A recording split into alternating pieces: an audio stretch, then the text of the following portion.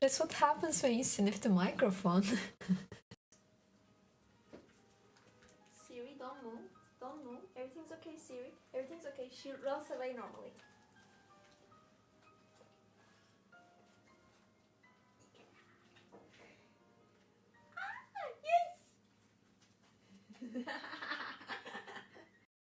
Yes!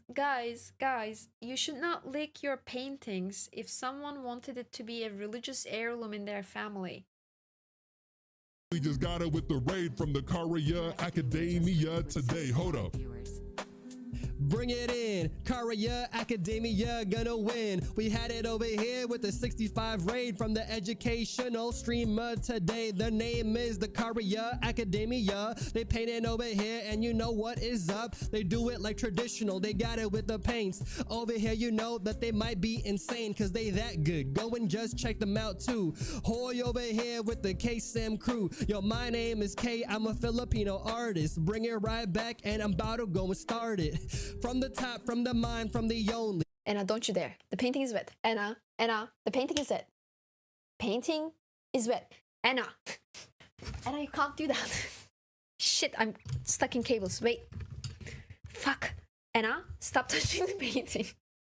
Anna, I'm tangled up. Fuck you. Anna.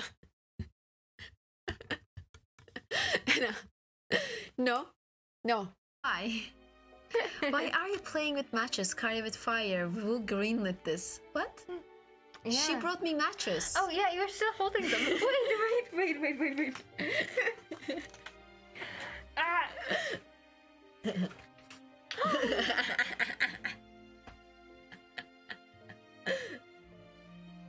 Ow! Oh no! Stop it! Don't lick me. I was gonna kiss it. Little bear goes by Little and Bear. I just call it. I don't know. What are you? You're my little bear. That was kind of messed up. Wait till you hear this now. Wait, I'm gonna put down the noise gate.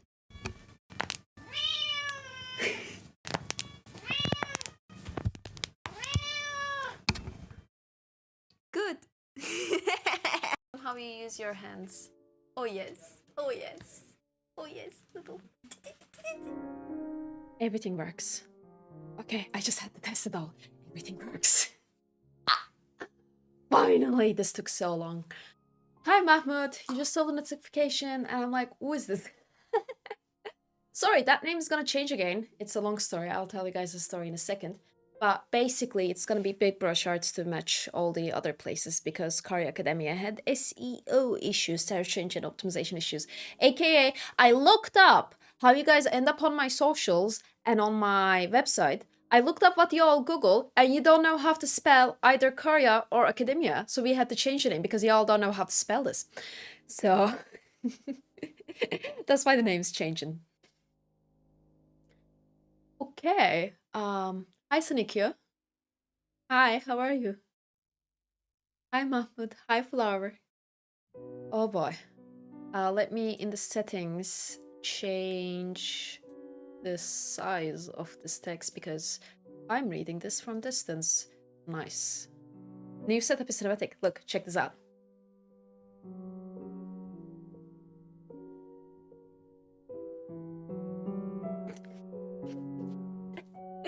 I'm enjoying this way too much. Oh boy. Yeah, Flower. Yeah.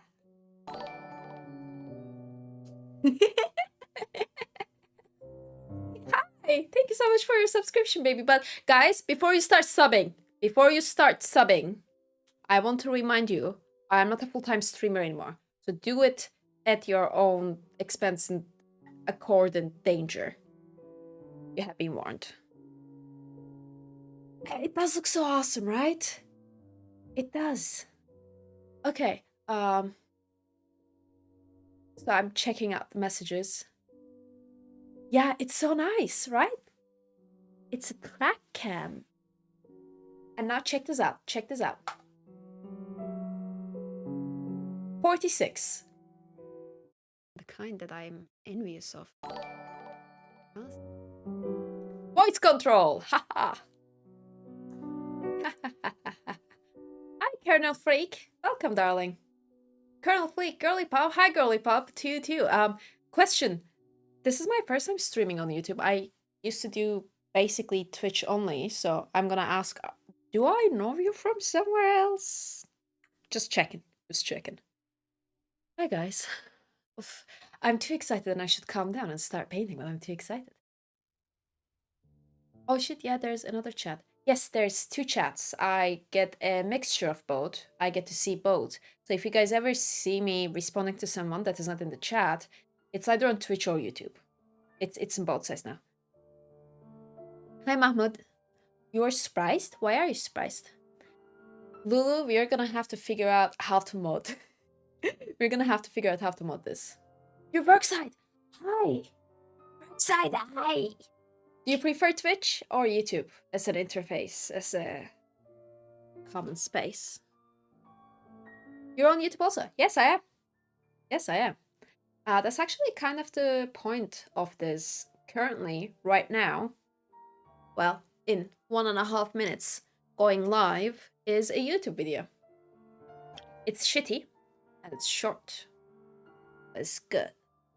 It's not good, it's shitty, but it's my first. And for a first, I think it's okay. You're going there? Okay, Mahmoud. But yeah, I figured out how to connect this. That's real nice. And that's why you guys have this like video pop thingy. You guys see this logo? I don't on my end. Wait, let me check if you see it. I think you do. You should be able to. You don't? There's no logo? YouTube has much worse latency than Twitch, otherwise YouTube is better. Okay. So for the context of a content creator, there are some advantages and disadvantages to both platforms. For me, the main disadvantage is I'm not familiar with YouTube, so I might actually do a couple streams where it's just YouTube to get familiar with all of its features, so I can focus on it. But overall, I'm okay with streaming to both sides as long as there's no active conflicts. Hi! Oh, those are lovely emotes. I don't know how to pronounce your name. 808, who's the end text? Okay, so we are calling you 8. If I say 8, that's you. I usually refer to people with the first visible thing in their name. Colonel says, would be nice to see Twitch comments on YouTube if that's possible. What I can do is put a mixed chat on the screen. So integrate a mixed chat onto the video, but not into YouTube chat. You either have Twitch chat or YouTube chat, or you have an overlay, and I try to keep the overlay as clean as I can. Hi, Snow Lucille. Hi, Axias. Ah, hi! Hi, baby! Munga says, oh my god, hi, I'm so happy you're finally back. Thank you very much. Oh, thank you for the subscription. Why is my alert box looking like that? Wait, was it always looking like that? What is that alert box? Thank you so much for the subscription. Is that the YouTube alert box? What? That's how it's supposed to look. I don't understand. This is my first time. Okay, you're on YouTube. That's the YouTube alert box. I'm sorry, this is my first time restreaming and like my first time streaming to YouTube. So that's all new. You're the first person to subscribe to me on YouTube through a stream. So thank you very much. And I got to see what that looks like. And I should probably edit that because that looks like the subscription notification looks like shit. Am I allowed to say that on YouTube? Should? Is your camera set to auto center on you, or is the idle kicking in? Yeah. Clumsy, thank you so much for subbing. Thank you so much, baby. And I can't read your name. You're Mahmoud. Hi, Mahmoud. Thank you so much for subscribing. Thank you so much. Thank you so much for your subs, guys. I feel like it's fair to talk to you guys about subs and the future of the channel and what to expect from me before you guys start blowing money on this. Do you guys want to have that conversation right now, or do we wait? Do you have a camera that tracks you? Yeah, I do. Wow, welcome back, Karya. I love your lighting. Thank you. Very dramatic. Thank you. Thank you. if you would like to see the light.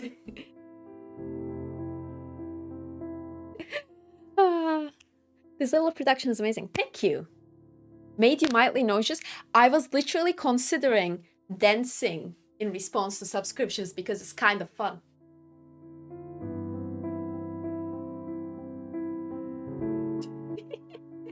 Okay, I'll stop if it's making you nauseous. But come on, it's kind of fine. The camera is a huge improvement. I agree because it means I can literally get up, walk around and use things. I've been for the last 48 hours trying to make sure that this is as hands-free as possible. The reason for this is because when you're painting, I'm a painting streamer, y'all. Painting streaming is really difficult because I can't go back to my keyboard and type things and so on. So auto moderation, auto controls, EDIs, camera tracking, these things are very important for me to not be interrupted. Roughly around says, or just you. I lost track of the chat for a second. 1 second, let me roll back up. I was on Twitch 2 seconds ago. Oh yes, Mahmoud, thank you very much. Is that Courage in the background or Goya?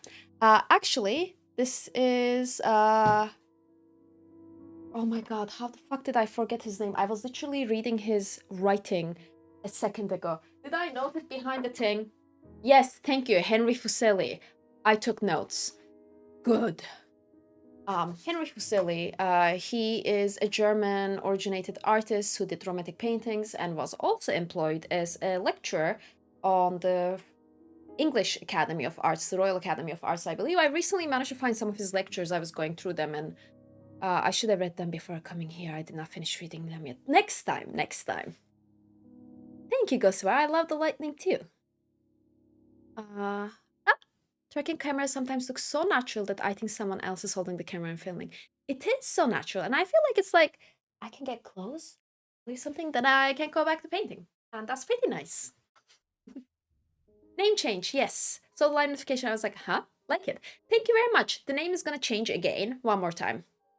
I mean, you deserve that dress. Oh, Mahmoud, thank you so much. Thank you. Ah, 2 chats are faster than my habit. So, guys, if you can, for a second, hold the thought like a teacher. Go into the flower position for me. Don't touch the keyboards. I'm gonna catch up with the chat. It is so good to see you in high spirits. Thank you, Coil. Thank you. I'm feeling great. I'm feeling fucking great. I have so much to tell y'all. Close-ups have gotten creepier. Oh, yeah. Oh, shit. It doesn't track really well when I get that close. Good to keep in mind. Misplan? Since when? I will explain. Named after the pasta, I assume? Fuselli. Fuselli, not fusilli.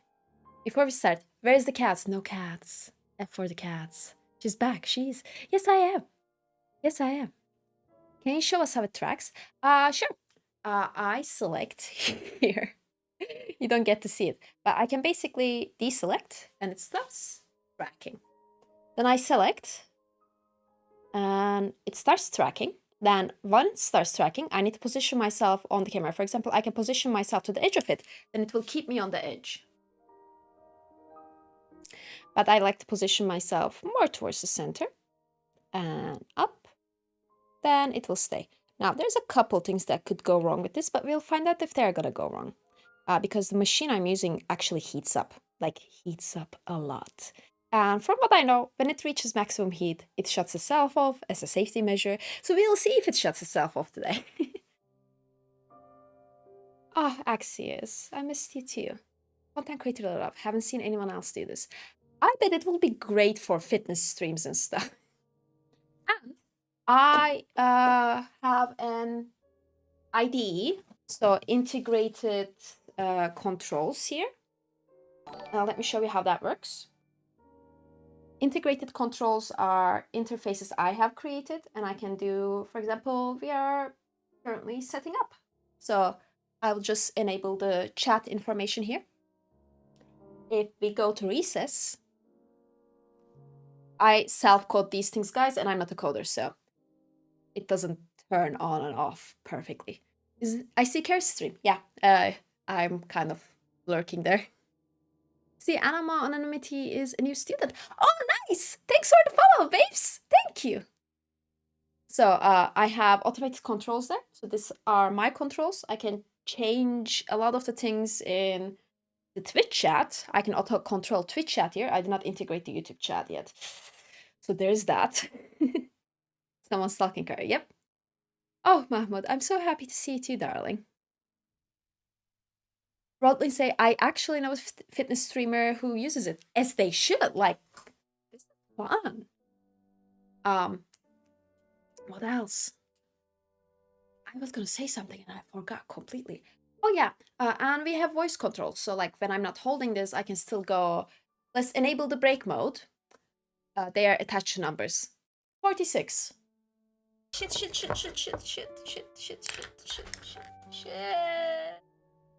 Yeah, cool. So there's that.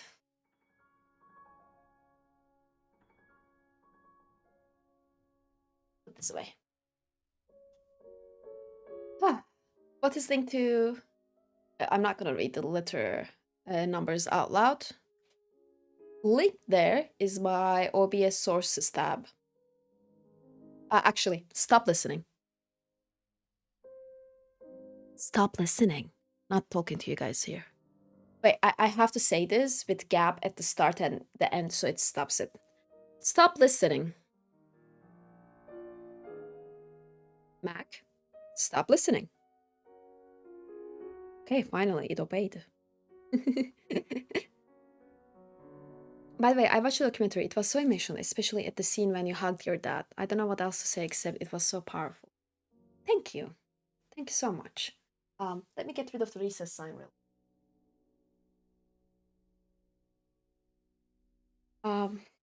Thank you for that. The documentary was basically the end of an era for me, an important moment in my life, and it's very special to me to be able to share that without it hanging over me like a dark cloud, really.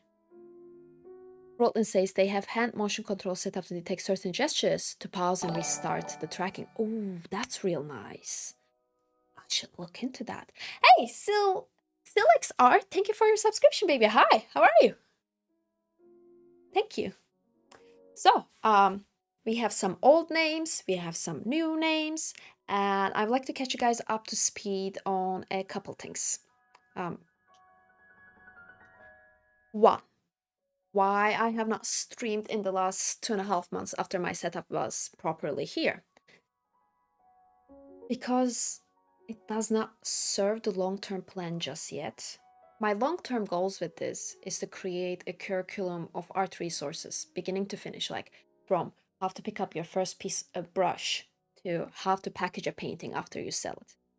Absolute total curriculum.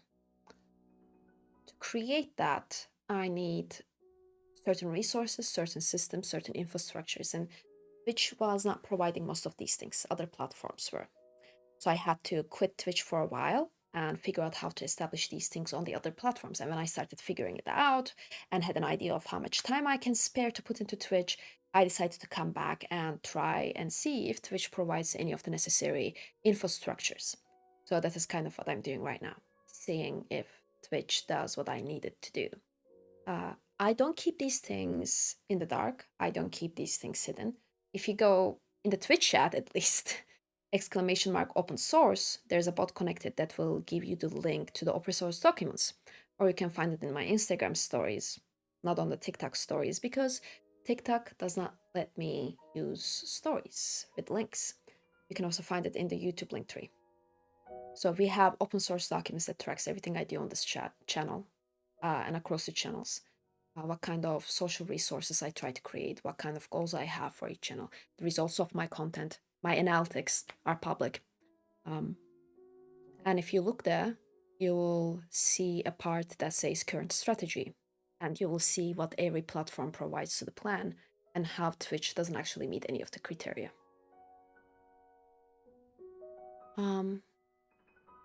Worksite says, I made a new account on YouTube with Worksite as a name to make it less confusing.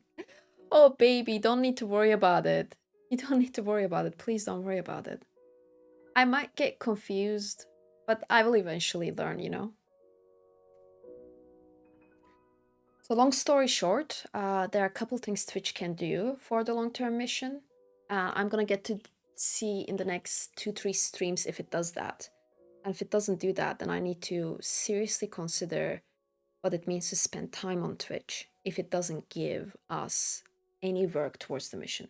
Because every time I take some resources from the end game and put it into Twitch because it's fun and it's comfortable and it's easier and it's kind of like a hangout, I'm one step further than the finish line. That's a bit of a problem. So more streams, a couple more streams, then an audit. then an audit. Hi Seneca, how are you, darling? Your name is Seneca Nero. What a tragedy. Oh boy. Jesus. So, if you guys want, I will link the open source document real quick, and you can decide for yourself if that sounds reasonable. But yeah, that's the reason Twitch streams have been significantly less.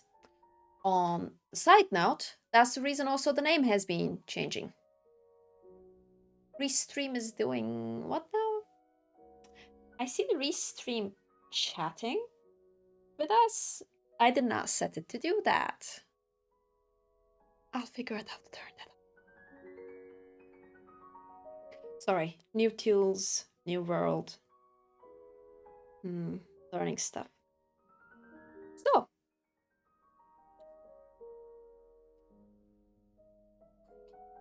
Figuring things out. Okay. Shall we? Tracking. Fucked. And you're the only person picking up on it. Like, ever. Really? I thought Seneca would have been popular since certain groups on the internet kind of took over Marcus Aurelius. So Seneca is a philosopher. You could consider him the father of. I feel like there are 3 philosophers strongly related to Stoicism. Marcus Aurelius' meditations got really popular, but for some reason Seneca's did not pick up. Seneca says, I don't interact with that group, to be honest. I doubt they know what Seneca is. You know what I'm talking about, mate. You know what I'm talking about. For anyone wondering, Stoicism is a philosophy that focuses. Stoicism is a Hellenistic era philosophy, one of the 4 schools that kind of was established as the antithesis of hedonism. Hedonism and Stoicism were kind of at odds against each other. And Stoicism had values based around duty and resilience and self-control and so on.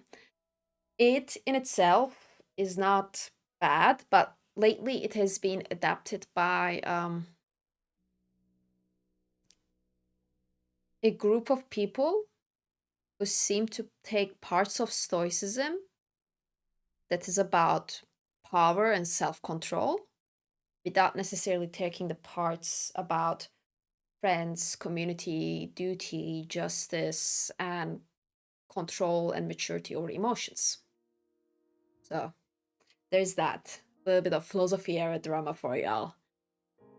Tom Black says, I'm not sure why creators do this. Often they have one YouTube for regular content and another for shorts. Ugh. So hear me out. If one is big brush art, shorts channel could be little brush art.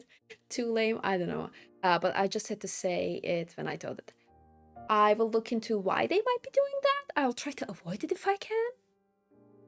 Seneca says, the alpha males that didn't even get the beta phase, let alone full release. Okay. This is supposed to be a safe environment for people in all walks of life. So I try not to go too far into politics.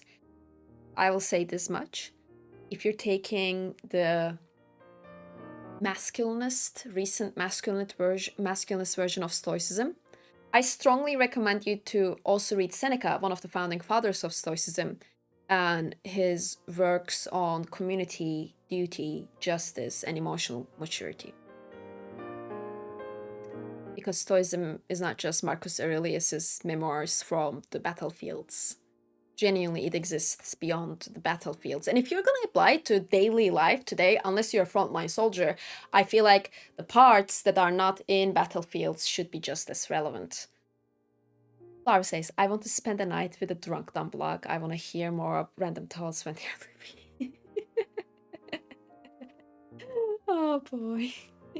You need to get less drunk, my love. So, shall we set up? We have a couple options here. And I'm kind of tendential towards painting today, but we do have a couple options. We can paint, in which case it's going to be a casual painting because I'm not actually trying to make this painting excellent. I'm just trying to finish it to put it on my wall. This is something I'm going to keep.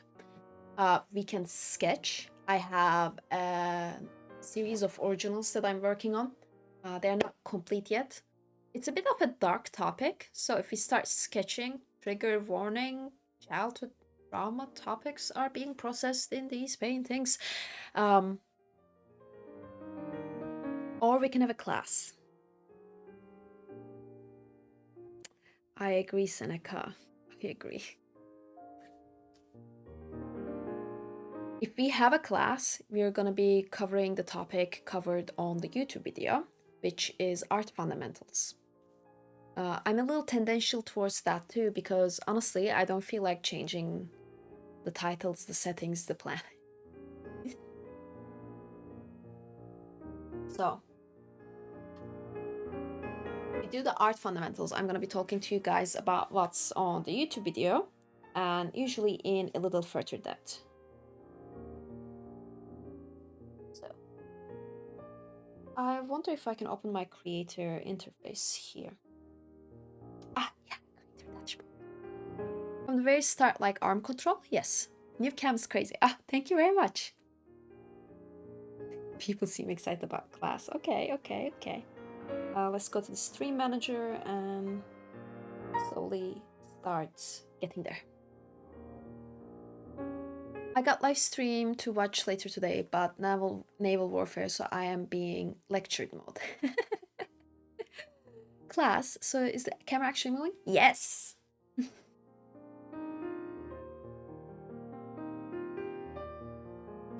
I'm having way too much fun with this.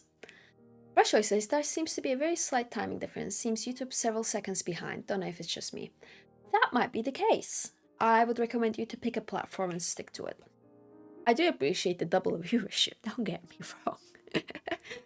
Yeah, by the way, guys, we are double streaming on the YouTube and Twitch, so you can pick your platform. I see both of the chats. I do have less bot and info drop available for YouTube in general because I have less infrastructure on that side, but I will work on it. I will equal it out. That's fancy, thank you. Hi, Nested. How are you, darling? Want to check if both were working well. Yeah, YouTube's latency should be normal. I think YouTube has a safety latency. Like, you are expected to take the stream down if you see someone, doing something that is against the guidelines. It puts the responsibility on the content creator. And Twitch does the same thing, but it expects you to insert the latency in your software. And I can do that. I can on my end tell my software to stream with 3 seconds delay. But the likelihood of someone shouting the N-word on my stream is significantly lower than someone was gaming on GTA online servers with proximity chat, okay? I think that's why that exists. Cam gamers.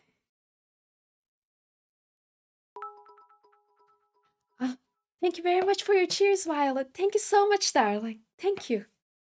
Thank you, that's so sweet. Seneca says that is normal for most people who will stream. YouTube has that. Oh, nice. Oh, Jomsima. Oh, your name is Jomsima. Thank you for your subscription, love. Thank you. Or you have YouTube, Twitch open and have psychedelic delay effect. Mute one. Hi, Authenticate Putty. Thank you for your subscription, baby. Thank you. Thank you so much.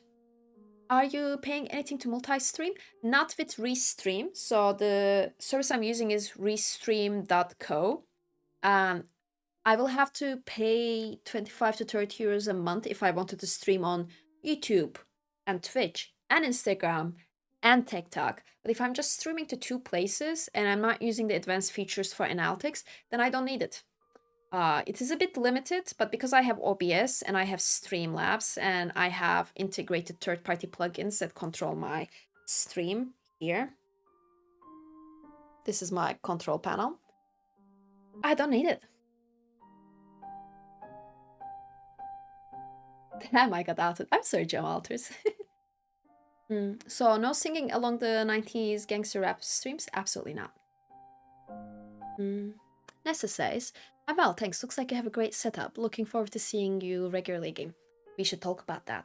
Real quick, we should talk about that before we start the class. I'm having a great day, Brent. Thank you very much. Workside Brushoid says interesting. I don't know what's interesting anymore. I missed the conversation. Workside says with YouTube, since there's delay, you can have a button that deletes the last few seconds if anything bad happens, like slurs that can affect the algorithm. That's nice. I did not know slurs affect the algorithm. Does that mean I have to self-censor? Brushoid says, so friend was asking about the other day. Okay. Nice painting behind. Thank you very much. My Prime sub didn't appear. Oh, I'm sorry to hear that, Violet. Okay, let me make a mental note real quick here to check if Prime subs are created as a variant. So for my notifications, I can create variants. Variants meaning tier 1, tier 2, tier 3, stuff like that, having different notifications. And if your Prime sub did not appear, it might be that my variants are falsely kept. So thank you for notifying me on that. And I will very quickly note Prime sub. Check. Okay, thank you very much. Technology. I learned way too much tech for the liking of someone who does fine arts. I had to learn Boolean arithmetic coding. Like the most simple form of coding. Yes, sure. But I had to learn coding to be a fucking painter. Why is this the life now? Here we are. Long time nice. Hi, Dwight. Thank you very much. Nice to see you too. Did you delete all your videos on YouTube? I did not have YouTube videos. Pulling weeds, please share. What do you mean? Oh, Violet, thank you for your subscription. Thank you, baby. Thank you so much. Hi, Stein. Hi. Hi, everyone. Hope everyone's doing great. We are doing very well, sir. Thank you very much. If everybody names themselves sir or madame, I'm gonna be having a great time here. So, you didn't do any arting for 3-4 days, sir, Sergo. Okay, how about we introduce some practices today? I would like to first talk to you guys about what we are about to do today. So, what you could expect from this live stream and all. And I would like to also talk to you guys a little about what to expect from the channel. And I think I'm gonna do it in the order of channel first, class second. And I'm sorry if that's not what you guys expected. I'm having a hard time figuring out. Okay, yeah, good.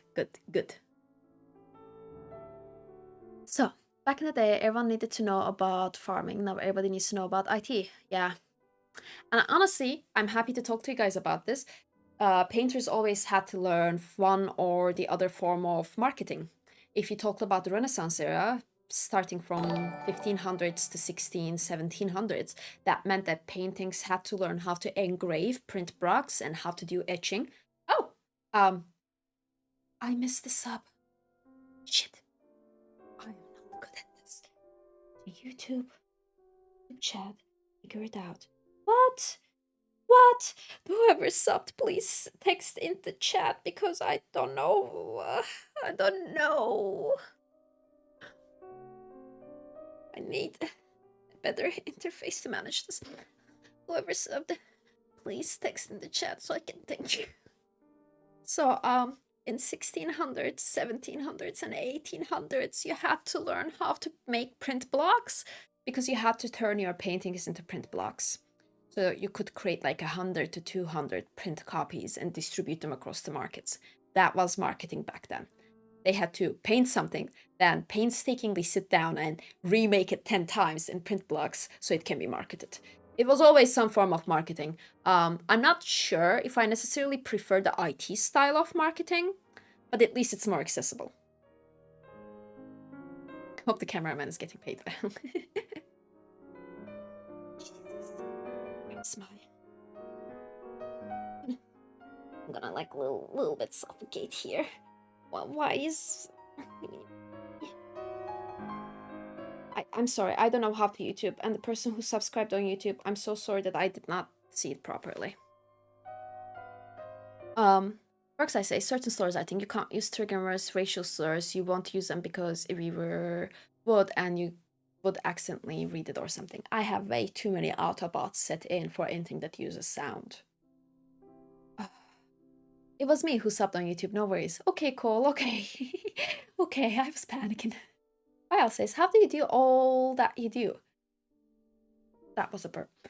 All that I do is in like this, or all that I do is in like this and all that. Axie says, my advantage is coming from an IT background before starting IT. That's an actual advantage. I have seen people with analytical backgrounds do much better in art markets. Brushoy says, I had to learn how to make fresco at uni and deeply disliked it. Reminded me of working with cement SD. I do not know. It shows. I have full name there. Oh, shit. It does. It does. I'm sorry. Sunblock says, the cameraman is Gobble's ghost. She won't stop working him even after.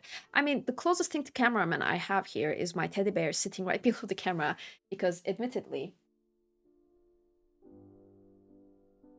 I get very nervous. I get camera afraid, which I shouldn't, but I do after years of doing this still. So my teddy bear is always like somewhere within sight. So when I get nervous, I can just pretend that I'm hanging with my teddy bear because it calms me. So yeah, that's the closest thing to a cameraman we have. It's right beside the camera.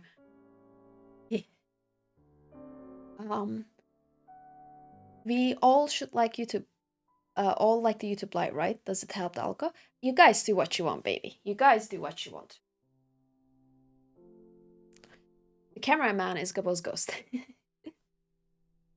By the way, the color balance and quality is amazing. Looks like high quality. Thank you. Thank you very much. I put so many color filters over this. I've been learning color grading for movies. And this camera uses the log color range, meaning it shoots like a movie camera when it comes to colors. And I've been learning how to grade it. And it's like literally a part of my branding file now, channel branding file, the color grading settings I use. Googly eyes above the lenses. It helps, but I cannot put googly eyes on this bad boy because it moves and it has parts above it and below it. And the googly eyes could go. How come the new name change? Okay, so how about really quickly wrap this conversation up, go into what to expect from the channel, then go into the class. How about that? Rotlin says, just skimmed through much of the open source doc and gotta say I'm super impressed and it makes a lot of sense. Excited to see the progress and the research. Thank you very much. Oh my god, someone read it. I was like putting it out there thinking no one is gonna use it and someone fucking read it. I'm actually quite happy about that. Thank you. Thank you so much. Oh, thank you. So, quick summary, guys.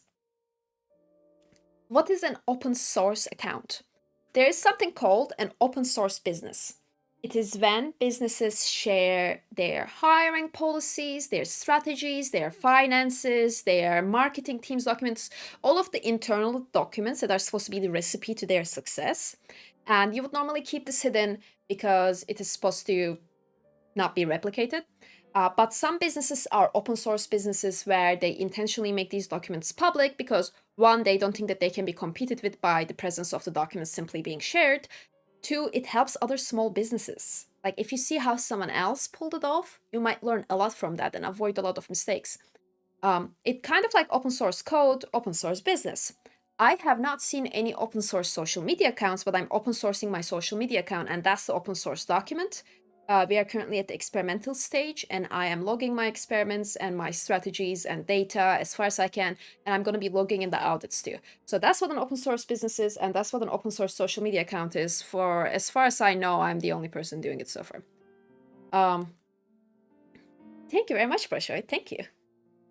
You're using the doc actively? That's really nice. Thank you. I'm so glad it helps someone.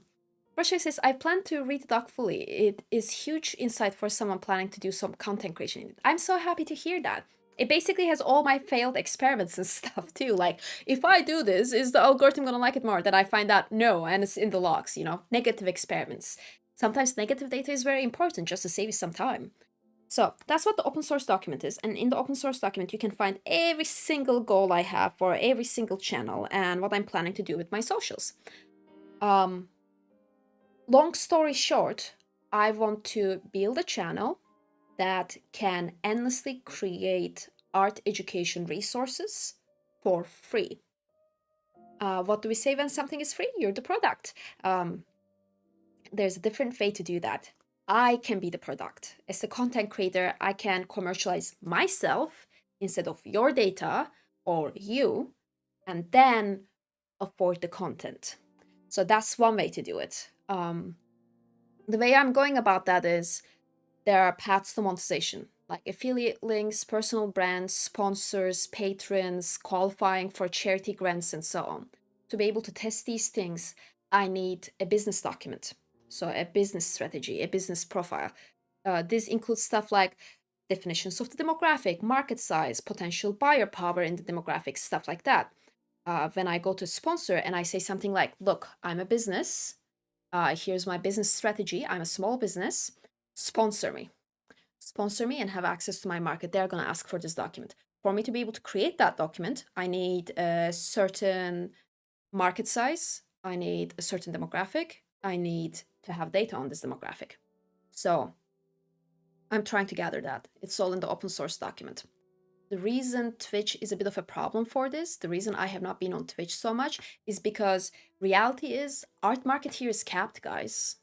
Like, you can look up the leaderboards for Twitch, the most popular accounts in each category, and you can look it up on art. The cap is not at 100,000. It is way below that. And for a lot of sponsors out there, that number is too small. They look for Instagram, TikTok, YouTube kind of numbers, and the art community on Twitch is just hard capped.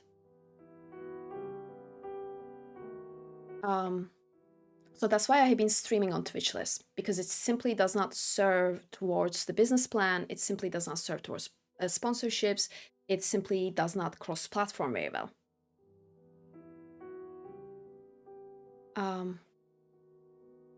Boshoy says, I plan to read the doc fully. Oh, I read that already, sorry. Boshoy says, you're an expert in strategy and stats, and you're actually doing it, in my opinion. This is gold. Thank you very much, Boshoy. Thank you. Thank you. Sir Guru says, oh, a business plan. Yes. Boshoy says, affiliates and sponsors is what I was planning for myself. Yes. Boshoy says, yes, I saw. Yep. What do you mean cap? Hard cap on total size of the art market. So basically daily visitors to the art category, regular watchers to the art category, what people who purely stream art have as maximum followership on Twitch. There's a hard cap. So yeah, there's that. That's why I've been withdrawing from Twitch a little. There's a couple other things to consider when it comes to Twitch that could still serve towards the end goal. So for me to be able to keep doing this, I actually spent the last roughly year working a freelance job. I have savings, technically enough to keep me afloat till 2026 summer. So July-ish, 2026 July-ish is when I will run out of funds. I'm still taking some freelance work during the days, trying to stretch it out. I should reasonably have a business plan by 2026 January. Because if I don't, and I fully run out of savings, then I will not have the time to look for a job.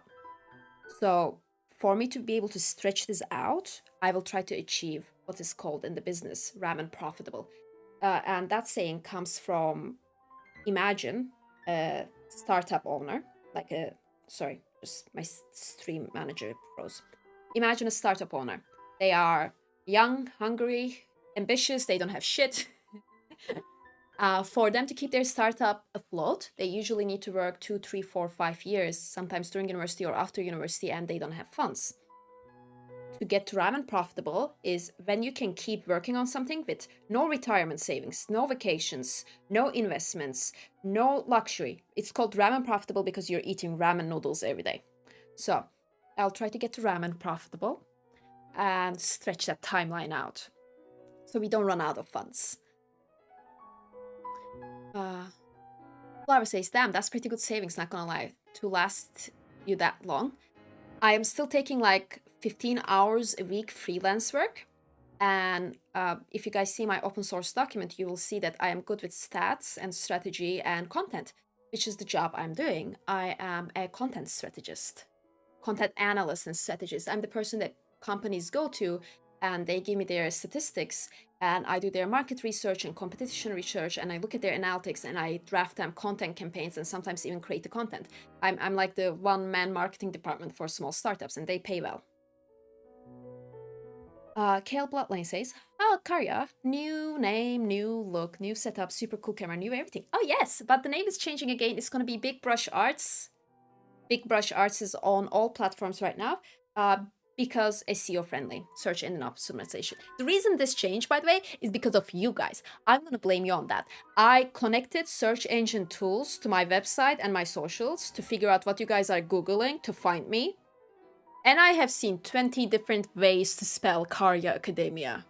Y'all don't know how to spell academia, and y'all don't know how to spell Karya. So I was like, nope, this is not safe.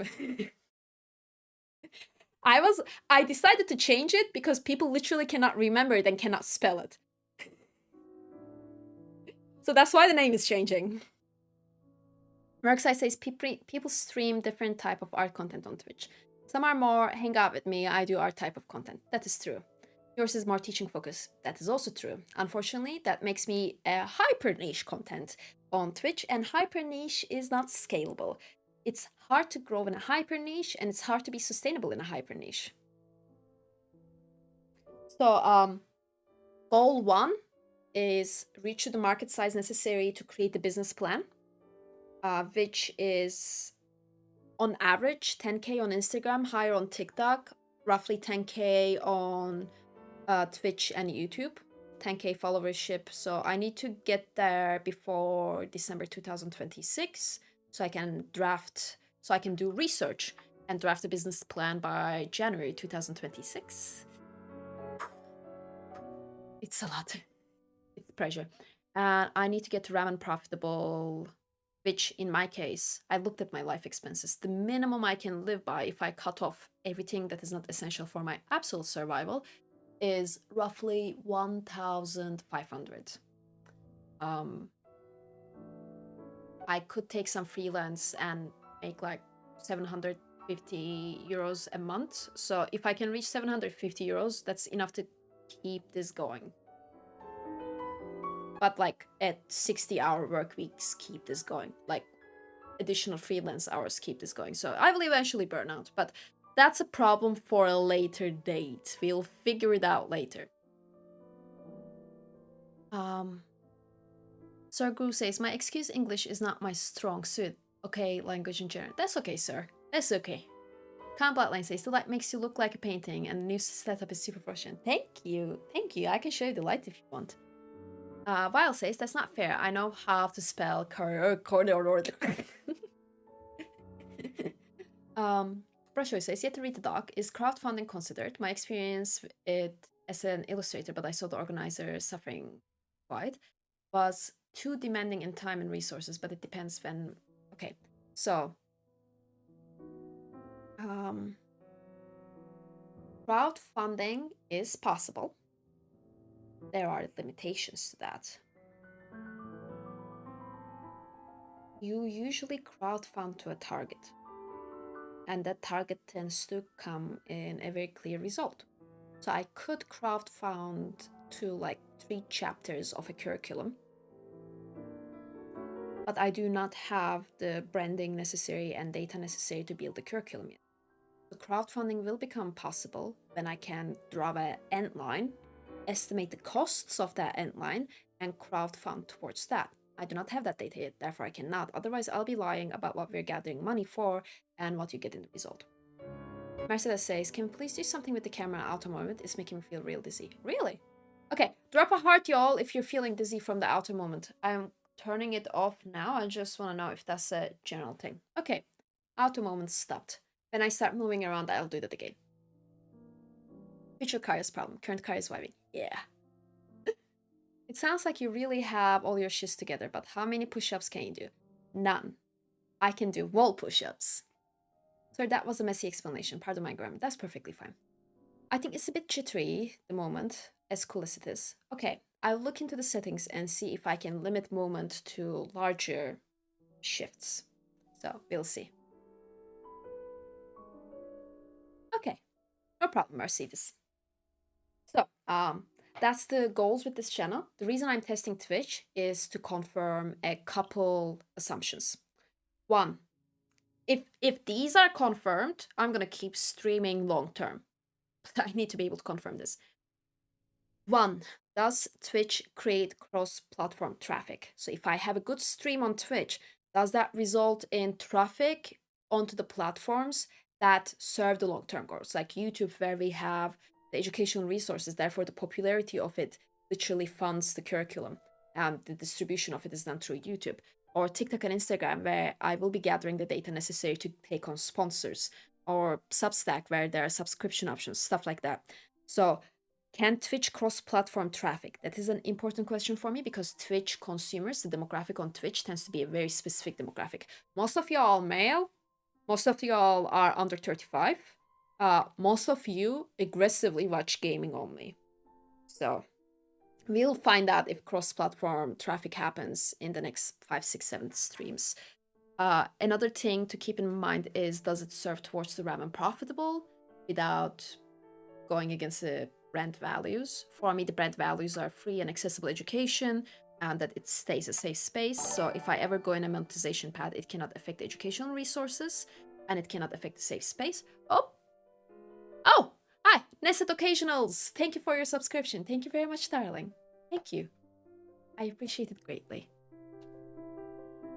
So I will get numbers on that after like a month of streaming, see an average.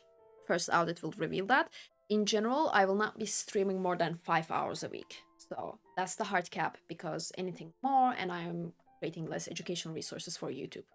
You know, I need to keep in mind that whatever I create on Twitch is finite, it expires, and whatever I create for YouTube is reusable and accessible by all. I need to keep that in mind. Rolton says, I break all 3 of those. You're not typical demo. Yeah, you guys are not the typical. Did you guys know that I checked my Twitch analytics, and we have one of the oldest possible demographics? Y'all are over 35. Most of Twitch is under 35. We have followers that are older than 55. Like 5% or so. Like, what? How did you guys find me?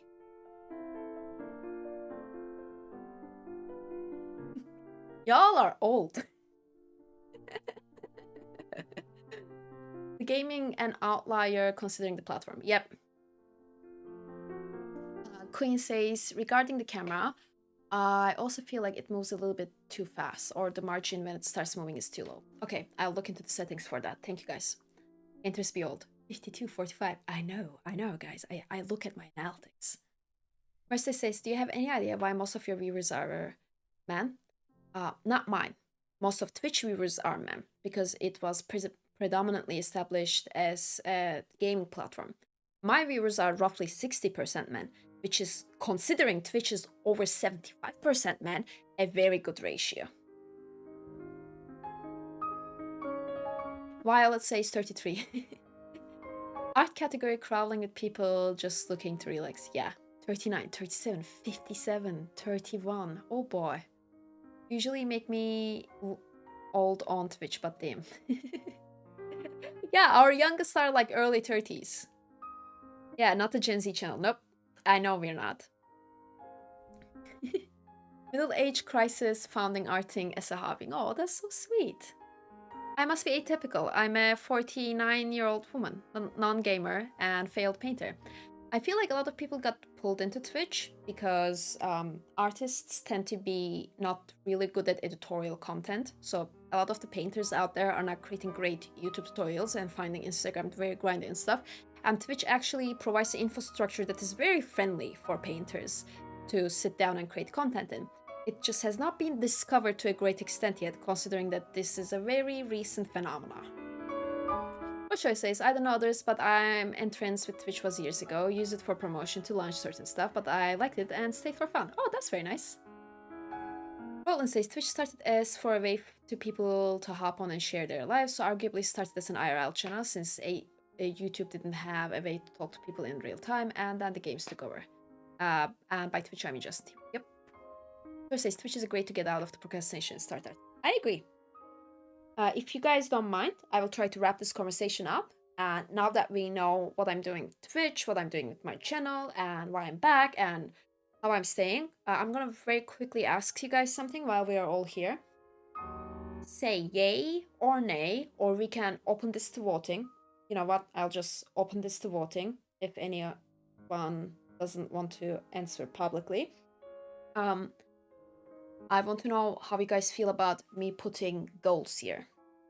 Twitch is kind of giving me a notification every time I start streaming to set my goals. It's in like follower goals or sub goals or bit goals and stuff like that.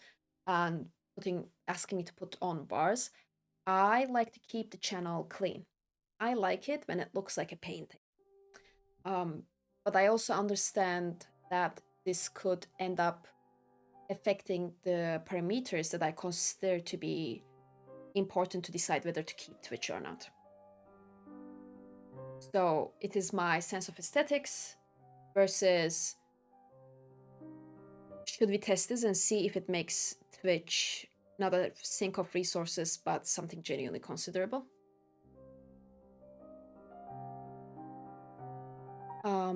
Probably the pandemic brought many elders who were at home, probably. Last time, almost, baby, almost. That's why you started streaming yesterday? Yeah, it's very friendly, right? Wanted to stream today, but watching this is... Oh, baby Axios, thank you. Thank you.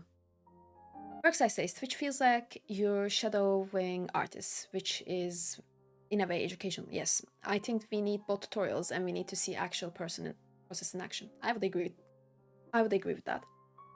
Can you show it one more time? Show what one more time?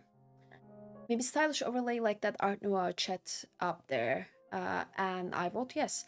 I'll see if Twitch lets me customize these things. John Walter says nay, but this is definitely a questionable element. I'm also on the fence with this. To the goals screen. I think we should test it. Okay, a change is always welcome. Okay. Hi, Kiermies. Thank you for your subscription. Thank you very much. Nay, personally. Okay, that's 2 nays. I find watching gaming very boring. Give me an art stream any day. Thank you, Maya. You can never know if you never tried. Flower says nay as well, but yeah, let's poll it also. I feel like general consensus is gonna be nay. I'm on the nay side too. Wait, are we waiting on the poll still? What was it for? We are kind of yaying and naying in the chat for putting a gold bar on the screen. So since this stream started, I try to keep this as clean as I can. If there was something I can remove, like leaderboards, integrated chats, like popping chats and big notifications and long notifications, or leaderboards for like, we need to get to 50 subscribers, this stream, stuff like that, I always remove them. At the end of this month, I'm gonna audit Twitch on if it's creating traffic for other socials and if it's creating the revenue necessary to justify the time and resources I'm putting into it instead of other platforms. I opted to not put that bar in.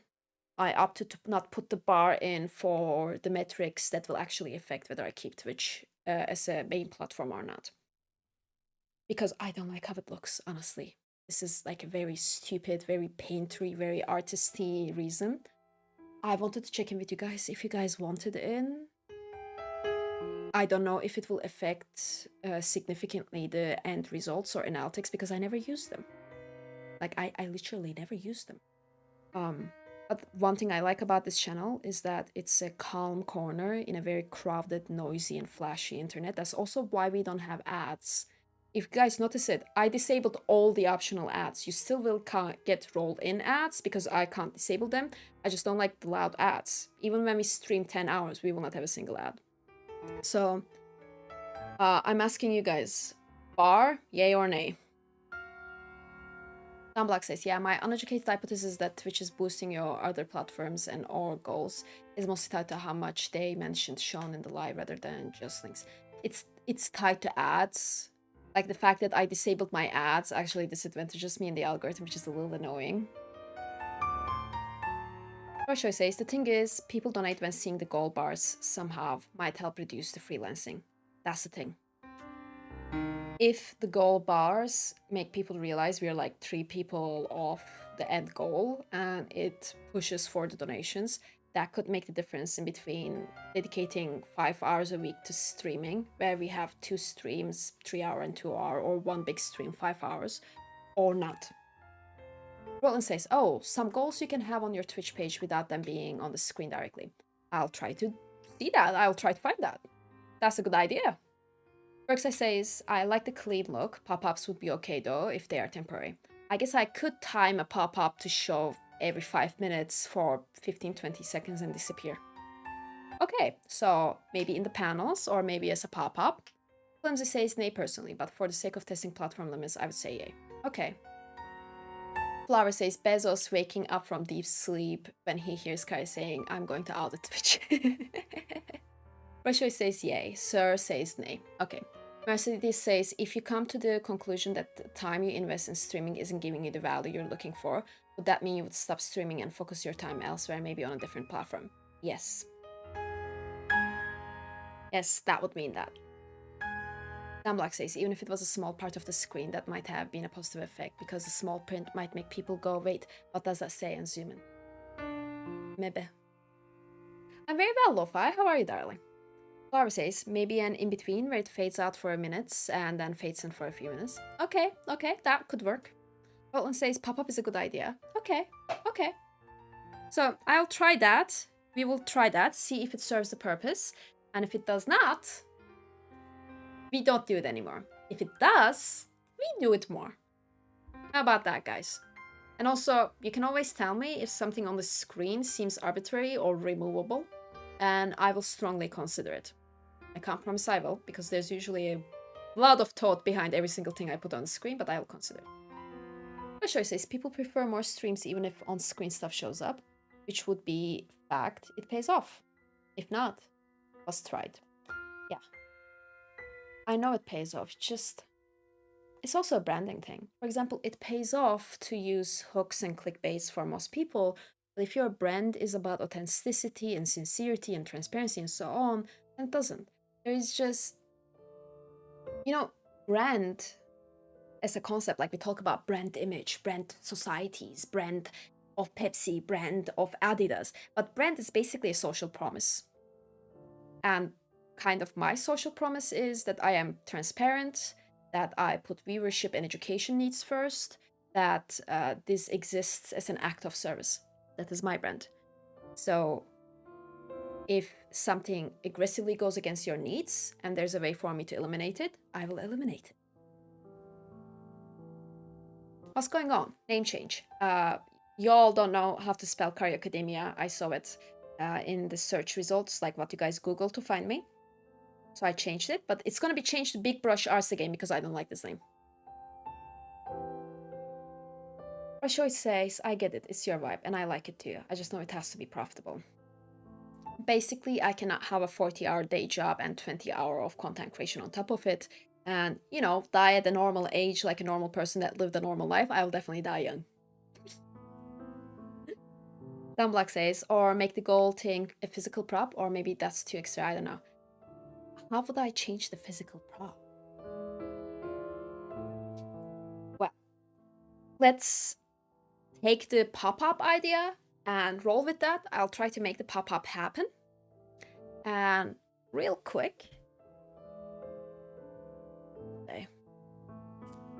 So, I created my first YouTube tutorial, and the raw footage was 35 minutes of me talking about basic skills.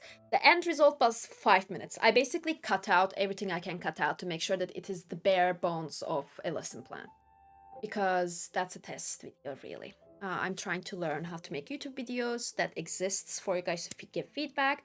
So if you watch my YouTube video and you have a post-it note beside you and a pen, please note down everything that you think I could have done better and tell me. I really need feedback. Especially from you guys, chronic content consumers, because let's be honest, everyone who regularly visits their Twitch account has a screen time that is basically a cry for help. I should know, I have seen mine. So, you guys know what it's supposed to look like. And I would really appreciate the feedback.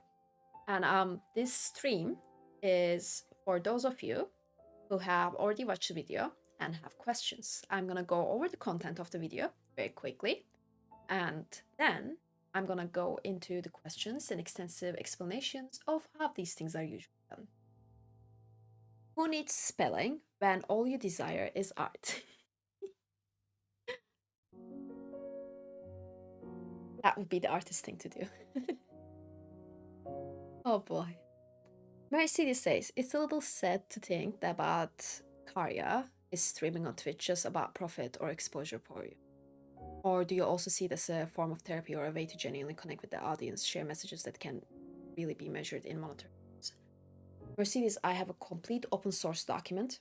So if you go !open source, you'll see my goals and intentions for every platform.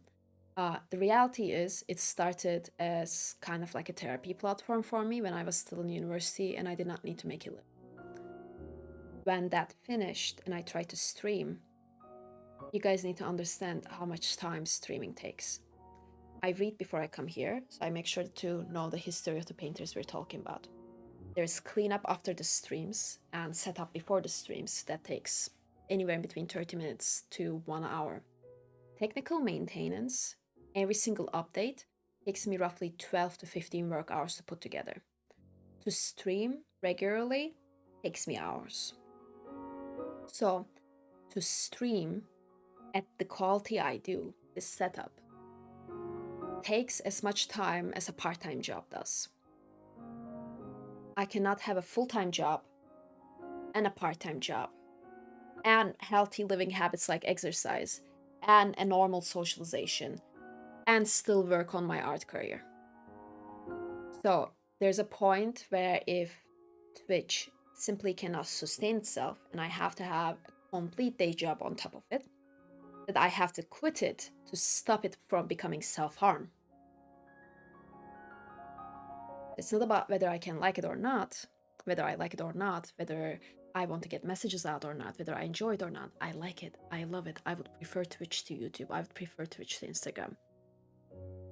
I simply do not have the luxury to put the amount of resources and time Twitch demands for the sake of personal enjoyment. I don't have that much resources. Scotland says, I spent 14 years as an educator. When I get the chance to watch it, I'll send along any notes I might have. Very much. Maya says, anything like a bar or pop-up as long as it doesn't obscure what you're painting. Thank you. Joshua says, streaming is a full-time job. We know from many streamers, unfortunately. Could stream your cleaning up? That would require me to take my whole setup, light everything, and take you guys to my bathroom. Always totally thought it was Karya Academy for the longest time, but that had one too many A's. Even after I realized I kept doing it. Next occasion says we are oldies, so most of us definitely can appreciate the necessities of. Yeah, basically, I have 60 to 80 hours a week that I can distribute across different hobbies and works and aspirations. And I would like some of that to go to my health, some of that to go to my family. For me to do that and take the time that it takes to create content and stream, I need to cut from work. For me to be able to do that, I need to be able to afford it. That's the reality. It's kind of like Olympics. I make that joke a lot when we talk about content creation. If you win an Olympic gold in one of the more obscure sports, nobody gives a shit. You put in all the time, all the effort, and you have people who love you, and you inspire young people, and you achieve world records testing the bounds of humanity. You get pat on the back and you go home, labor unpaid, and you feel satisfied, but poorer for it, more miserable for it. I wish it worked differently. So, you have to find a way to make it sustainable. Otherwise, it eats you alive.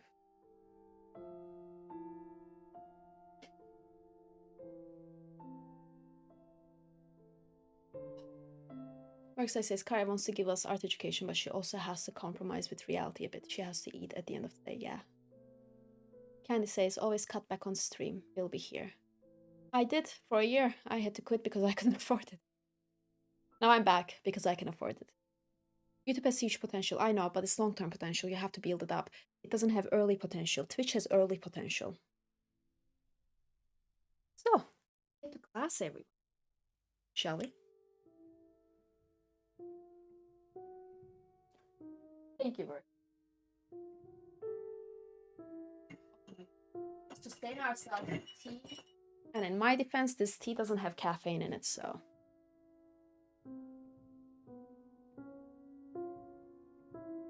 It's just cranberry tea. It should count as hydration.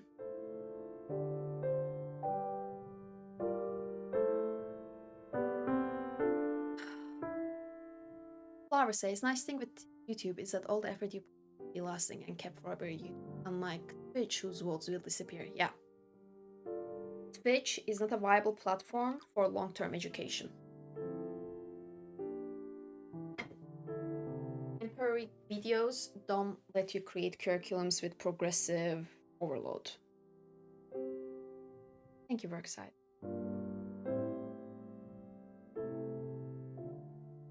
So, class. I'm taking you guys to class. Forcing you guys back into class. We talked too long. We've been talking about this for an hour. I can't disappoint y'all like that. We talked too long. Yeah, especially since they recently capped the highlight space we have on Twitch, yeah. Yeah. And Twitch videos are simply harder to edit. Everyone is like, oh, why don't you stream on Twitch, then edit it and put it on YouTube? That's like recording someone's whole day and trying to edit a TV show out of it. No. Too much footage, no script, no end goal, absolute fucking chaos. Oils time. It is fundamentals time. Today we're on fundamentals. Karya, please never take dancing lessons. You already nailed it. Thank you. Thank you. So, I am turning off the chat. You know what this means, right? I need you guys to focus for the next 45 minutes on art alone. Class starts. And you know how your university and high school teachers would have reacted if in the middle of the class you asked them about their pastime? That's exactly how I'm going to react. This is classroom now, babies. I hope you're ready. So, fundamentals of art. When people say you have to learn your fundamentals to be a good artist, they mean basically physical skills. They don't mean composition necessarily. They don't mean marketing. They don't mean concepts. Fundamentals are the essential skills which you hold with your hands and your eyes to be able to get what you have in your hand onto paper, onto digital art, onto canvas. Those are the fundamental skills, and they are pretty universal. So the fundamentals for painting with oil is pretty close to fundamentals for ink comics. Usually the training applies across multiple disciplines. So, fundamentals can be categorized into two categories, roughly. The fundamentals that you learn linear, like a skill tree, and the fundamentals that I can call specializations, special skills, expertises. So you can like go over the top with some stuff, and some stuff are just actually fundamentals, like the foundations. You cannot work without them. We start with foundations. Foundations are foundations. Like, you can't go into expert style fundamentals without the foundational ones. So what are the foundational ones? Line, shape, form, and value. That doesn't mean shit though, right? What is line, shape, form, and value? They go in that order. You learn line first, shape second, form third, and value last. Line and shape are going to be very easy to explain, and it's going to make you guys who maybe have not held a brush in the last year be like, oh, I should get back to art. Then I'm going to get into form, and you guys are going to be like, oh yeah, I remember why I quit now. Line and shape altogether refer to you controlling the most basic elements that you can draw or paint with a brush or a pen. It's kind of like when you were in primary school and you had to learn how to write, and they gave you this notebook where you had to keep doing the little spiral thing, the little L thing that tightened and tightened and became an actual L. Have you been trained for cursive? Cursive training, you remember that? That's exactly how we do line training, actually. How you learn to write is really close to how you learn to draw. The difference is when you're writing, they train you page after page to do that from your wrist, which is exactly why you have to have line training in art, because you're gonna unlearn that. Remember that teacher that made you hold your pen like this when you're writing and maybe slapped you on the hands when you held it wrong? Considering that most of you guys are over 30, I think you have experienced that. Now that would be outrageous, but I'm at the generation that caught it by the end. Corporal punishment. So yeah. The exact opposite, I need you to not hold it like that. Canvas doesn't work like that. Paper does. Writing does. Canvas does not. So we're gonna learn how to flexibly hold our pencils. Let me grab a pencil and we will demonstrate real quick. I'm gonna grab a colorful one. Okay. Nice. So, when you work on a table, which I know most of you do, I still struggle with drawing from elbow and shoulder. I'm gonna show you how to practice that. When you work on a table, which I know most of you do, I have to enable tracking now, guys. I'm sorry. I'm gonna be moving around a little. You put your hand on the table and you use your wrist. Let me see if I can do this different. Okay, let's go. My teacher told me I would never be able to draw, judging from my terrible writing. Your teacher is wrong. Literally different skills. We had one teacher try corporal punishment on 16-year-old boys who had never been corporally punished. Did not... Oh boy. Sir Girl says... Oh, wait. So, when you draw on a table, when you put your hand down like that and use your wrist to draw, first of all, you cannot draw most things. Take this painting, for example. Let's say that I needed to place that brush stroke at the edge of the leg, and I try to use my wrist. My wrist doesn't go that far. Simply not enough range. So, whether I like it or not, one end to the other, I'm forced to move my arm. Do you see how my elbow is moving? But even my elbow has its limits. Let's say I wanted to put on that line. My shoulder is starting to move. That's because they're supposed to. You're supposed to move your elbow and shoulder. And you're supposed to move the whole thing. So you relying on your wrist as if you're writing, that is limiting you.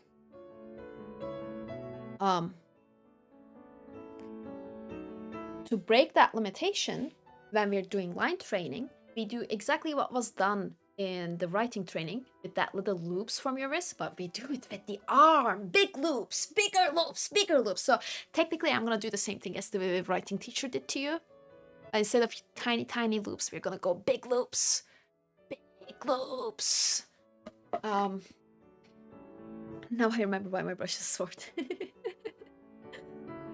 Another thing, you will notice if I wanted to use my arm on a table, most tables are this height, my wrist will touch, my elbow will touch. One thing that is really bad about that, one, I will smudge everything. Because to hover your arm takes shoulder. Try it. Above your table, hold a pen and try to hover your arm. and try to keep doing that for 5 minutes. I need you to be able to do that for 5 hours, and you can immediately feel that it's getting tired, because this is not a healthy position to use your full arm. It's great if you're using your wrist and you have like a leverage point and you're using your wrist and it's perfectly fine. Not great for the full arm. Upright is great for the full arm because the weight can just hang and I don't need to force my wrists up. I can just move my arm as it naturally comes. So we try to have upright positions when we are learning how to work from our arm. The arm becomes a compass, kinda. That's why height adjustable tables are godsend. Or angle adjustable. That is also very good. Now, if you go exclamation mark supplies in the Twitch the chat, either exclamation mark supply or exclamation mark supplies, or if you go to my link tree under forms, you're gonna find the downloadable PDF that covers all the beginner resources with all of their alternatives. I don't know which command it was, I'm sorry. You can also go exclamation mark links and click forms and click resources like supplies PDF. So you're gonna find a PDF there that covers all the beginner's resources. In that PDF mentioned are all of your alternatives for upright work surfaces for a beginner. This includes stuff like table easels. Let me real quick grab this one. The reason I have that PDF is so you know your budget options. I insist that the first surface you buy is not a fucking full-size easel, okay? I gotta stop swearing, that's why they will never let me teach kids. We are not buying 50 euro, 100 euro things to learn. Absolutely not. Well, that link tree is not right. I'm sorry. I will. Thank you, Flower. Can you send it to the chat today? I'll fix the links. I don't know what everything is and everywhere is, and I'm sorry. I'm sorry. Thank you.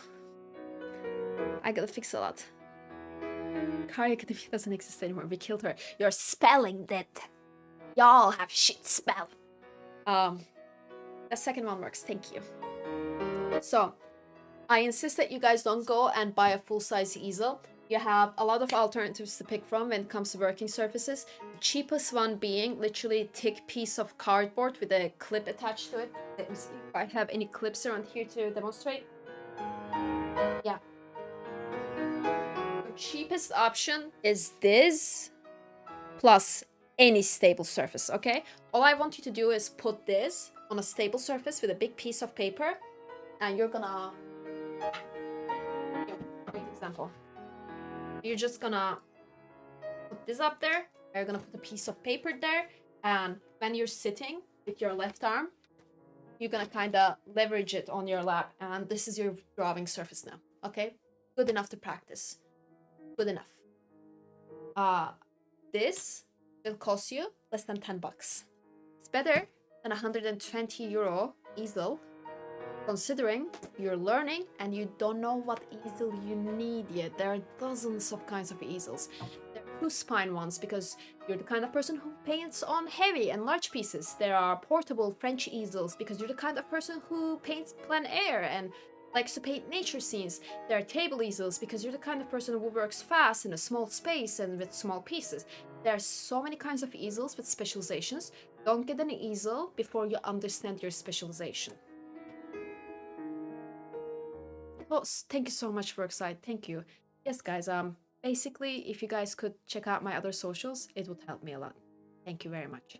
I do share a lot of tutorials on my Instagram and TikTok. Like, a lot of quick tutorials. Biscuit, hi, how are you, baby? Tanaka says, remember the art class where we drew a normal school tables? Oh boy. Oh boy. Oh boy. So, when line training is going to be, to summarize, it's going to be a lot like when you're training your writing skills, and it's going to be done on angled surfaces.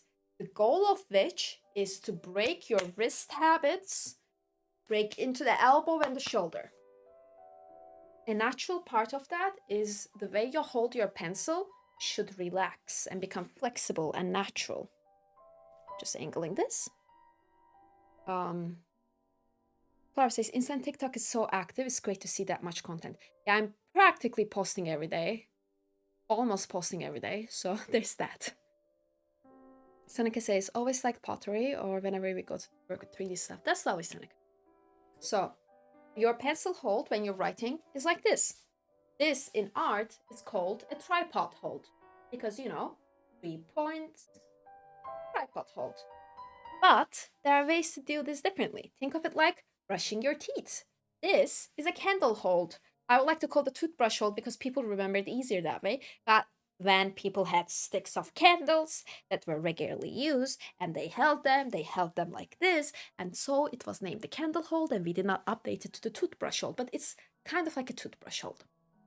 Hammer grip, yeah. Hammer grip works too. You have overhead hold. So when your hand hovers over the pencil, the reason for that is because you want to get flat surface to the paper.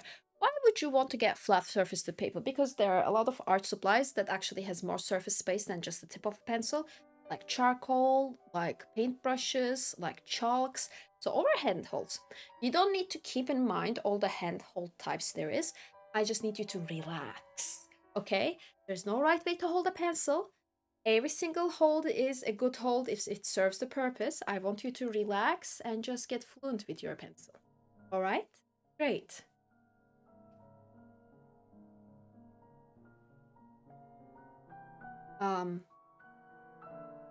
Seneca, I might be ignoring some of the messages that are not immediately on the topic, like stuff like pottery, because we are in the class time. Think of it exactly like a class. I try to act like a teacher and get through the topic real quick. So sometimes when you send these messages, I am reading them and I am taking them in, and you're welcome to share whatever is on your mind. I might not respond to them at the same level of responsiveness I would normally have at the recess time. Just as a heads up, you're not being ignored, just class is being focused. Brushoy says, never thought of that. I hold like a pencil. The tripod hold will give you carpal tunnel. Jokes aside, it's really not good for brushes in general because, for example, if you tripod hold a brush, you're not getting the full use out of the brush. For example, this is a filbert brush, a round-tipped brush. A point of the filbert brush is its ability to go sideways and create these really smooth transitions. And honestly, it just works better if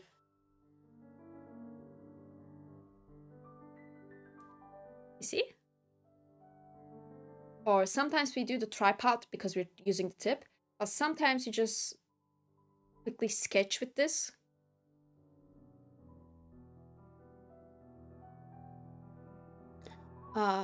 What hand positions do you use to draw circles? I don't use specific hand positions for specific things. There's not like a, you use this spice for this recipe kind of situation. Oh, excellent. Thank you for following, darling. Welcome. So there's no specific holds for specific situations. I just need you guys to relax. Think of it like a walk in the nature. You would not use the same step style across every obstacle. When you face an obstacle, relax your hand, try different holds, figure out what works the best for you to get that angle, get that size, get that stroke. That will change depending on the brush you hold, material you work with, the size of the space you're working on, the angle you need to draw something. So relax and use whatever is at your disposal to try different things. Just don't get stuck in the tripod hold. That's what I'm trying to prevent. Y'all have been conditioned to hold things like this for the rest of your lives. That's not true. That's not a rule. Relax. Your cousin got carpal tunnel from the tripod hold. Oh, I would believe it.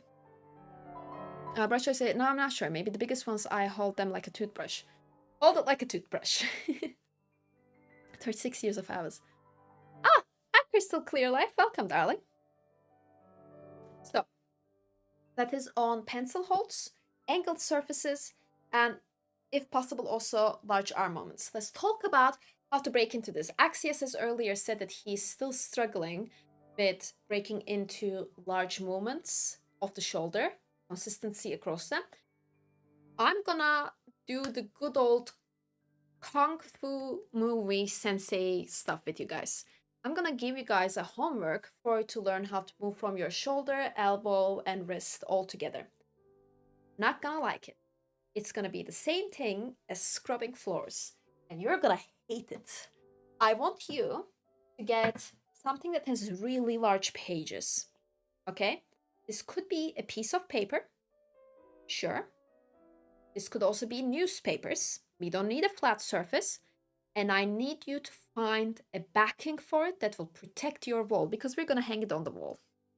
So a backing can be a back of a frame like this, which is what I'm gonna use right now. A backing can be a big piece of felt, tablecloth, anything. Reason for that is because you're gonna absolutely scratch over that paper. And when you hang it on your wall, I don't want your wall to be covered in little green marks from your little green pencil. That's the reason you bought bigger sketchbooks. That's great.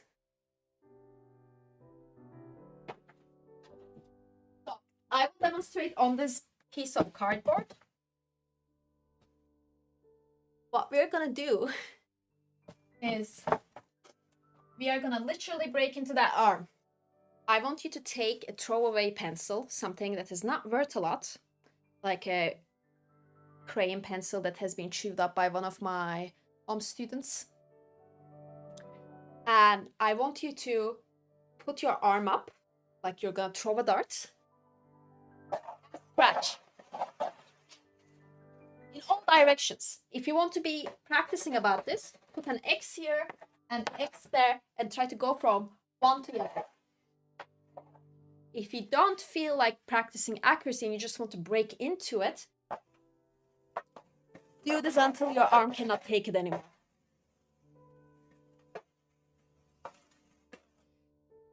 We are gonna break into that arm whether you like it or not.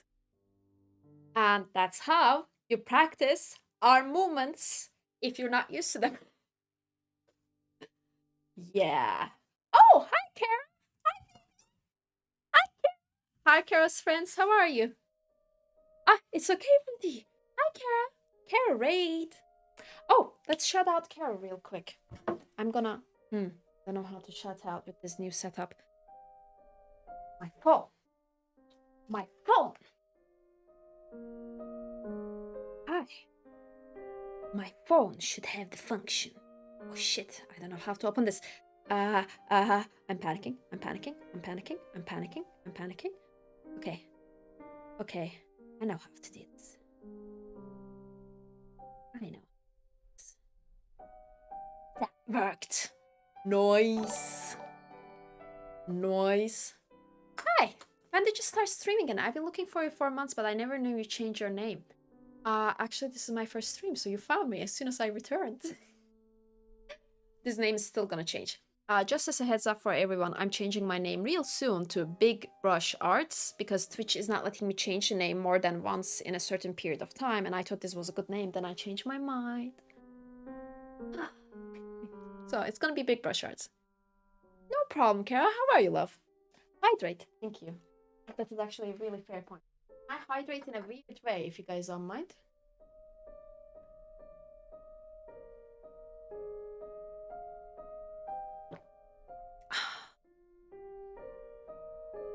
Thank you very much, guys.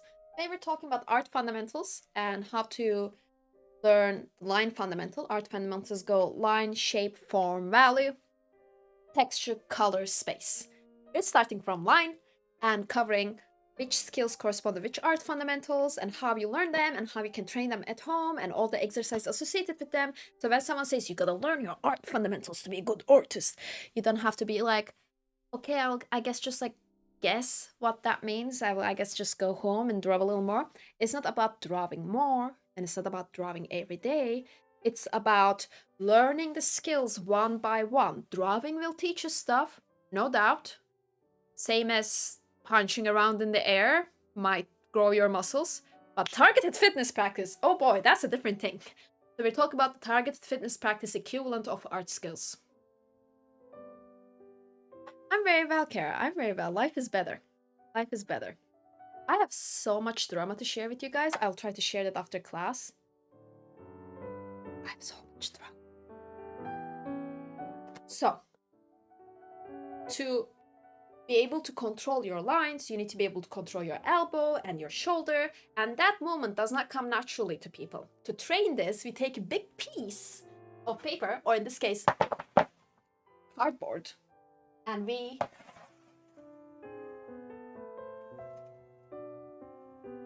literally, until you cannot take it anymore, this is what you do to break into that arm. You just keep scratching until your shoulders go sore and you're too tired to do that. In different directions, so change your circling direction, change your angles, switch into small ellipses, quick controlled shoulder movements, as you can see. Big movements, small movements. If you don't know if you're using your shoulder, if you have a hard time tracking that, put a hand on your shoulder and make sure that you feel it move no matter how small you move. So you can move from your shoulder. Watch my fingers. Watch my fingers here. You can move from your shoulder even if you're doing small movements. You see that? Make sure that no matter the moment, when you're doing this practice, the shoulder moves. It always moves.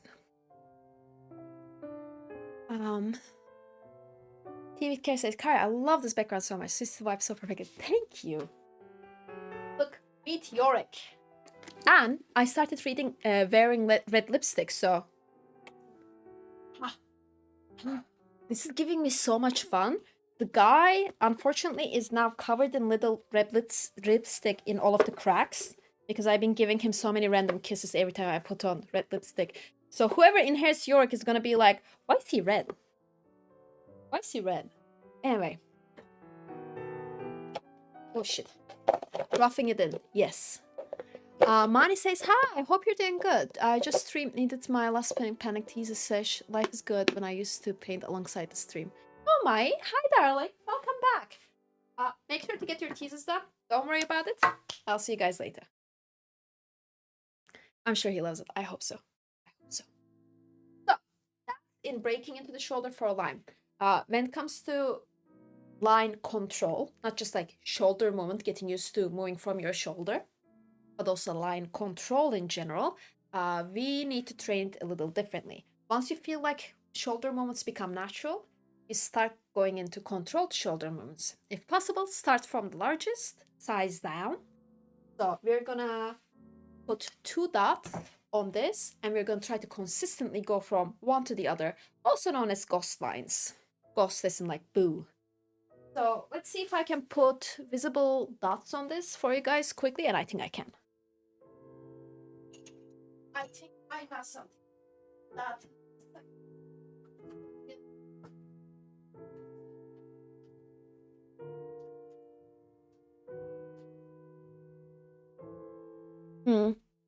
Oh, let me show you.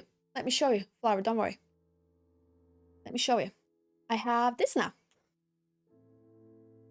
I'm not using it because it makes some people nauseous, but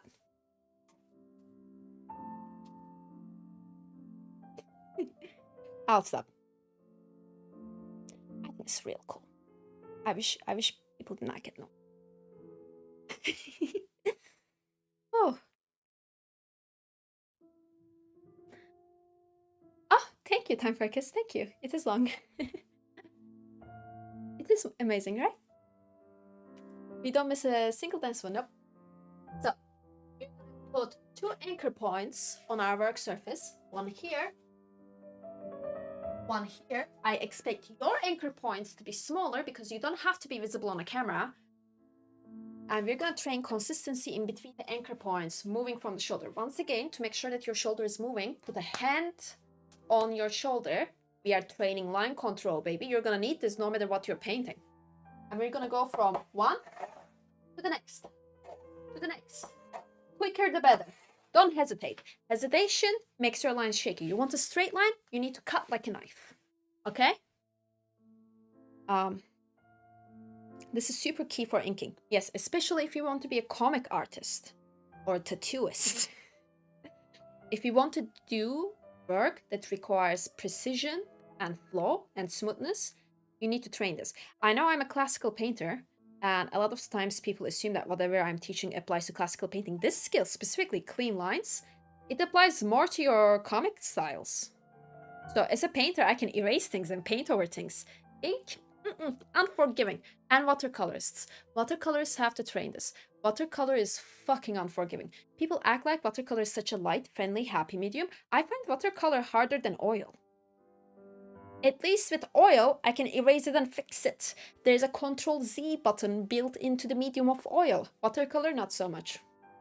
It will absolutely remind you forever of that slight bit of mistake you did. Watercolor is unforgiving. So, left to right. Faster the better.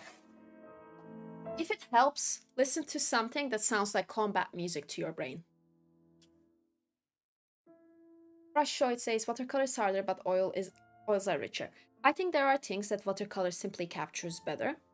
For example, waterscapes. It has amazing vibrancy and lightness to it, so anything dreamy and pastel, it just does better. And oil can do that, but never to the extent of watercolor. So I think there are things that mediums excel at, and for watercolor, it's bright colors, and its lightness, and its brilliance. And for oil, it has a nice range of brilliance to solidity and opacity, but not the full range that watercolor has on the brilliance, and not the full range acrylic has on opacity. Sergio says, watercolor here, but I'm starting to draw with ballpoint pen. Whatever works, baby. Everybody has their own mediums. Mai says, I used to use my tears to paint with watercolor. Fair. Fair. So, if possible, put some nice music in the background and ghost your lines. I want you to repeat. And once you have a long line, you're gonna create a new anchor point. Shorter anchor points. And you're gonna do the same thing. Different angles. Don't forget to go from left to right, right to left, diagonals, upright, down, up. Make sure to build control in every angle, every motion possible. So this is how you practice your line control and shoulder movements in the same time. While doing this, feel free to change your grips. You don't have to stay on the tripod clip. You can also switch the candle hold. And usually people find the candle hold, also like to call it the toothbrush hold. People find that the candle hold is a bit more accurate when you're working on large things quickly. That's why a lot of people use it to sketch on large scale. So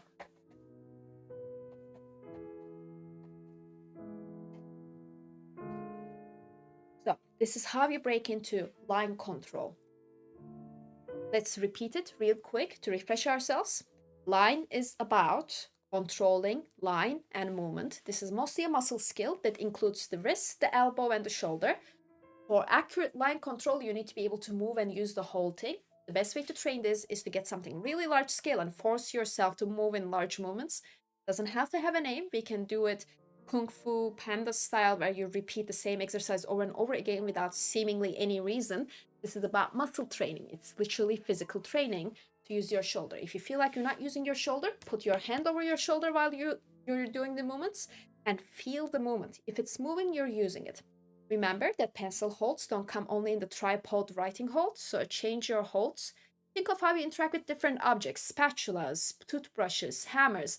How you use different objects can be a hint at how you can use your pencil. You can hold it upright like this, like you're using makeup brushes. Whatever moments you can catch out of your pencil, it is fair game. So we train our wrist, we train our pencil hold, elbow, shoulder. We want line accuracy. To do that, we create anchor points and go in between them. And that is line training. Line training evolves very slowly into what we call mark making, and that's going to be the next phase. Mark making is basically advanced lines. Mark making is when you have lines that are repeated in the same patterns, like zigzags and arches, and any kind of repeating pattern does, really. So for mark making, we're going to go do a different practice. I want you to take a paper for mark making, and I want you to put kind of like a randomized grid on it.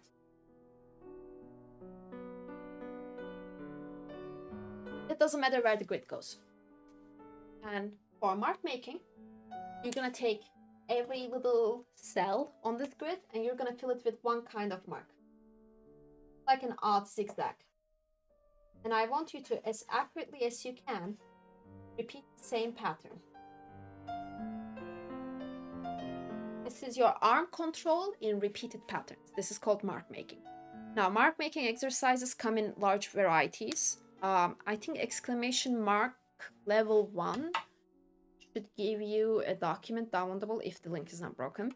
That gives you a breakdown of mark making and everything I have discussed so far. You can also find it on YouTube. I have one video on my YouTube channel and it's literally fundamentals lesson plan that is published today. I would love it if you watch it. It's just 5-6 minutes.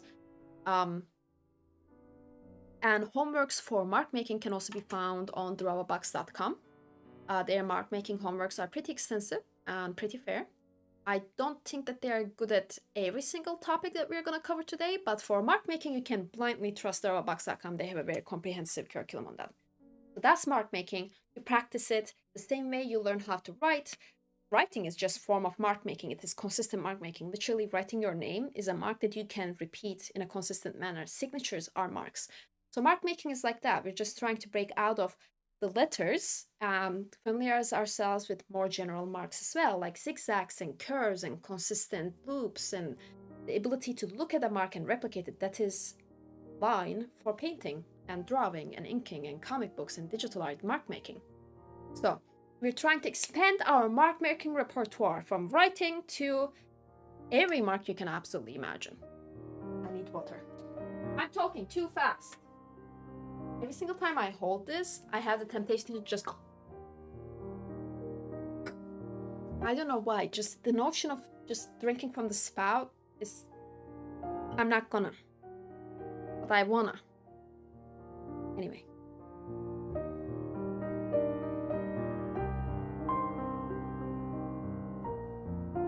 You guys saw the classical styles and vintage clothes and the teacups and stuff and thought I was a kind girl. Ha! I'm the kind of girl that would have been put in an asylum in the Edwardian era.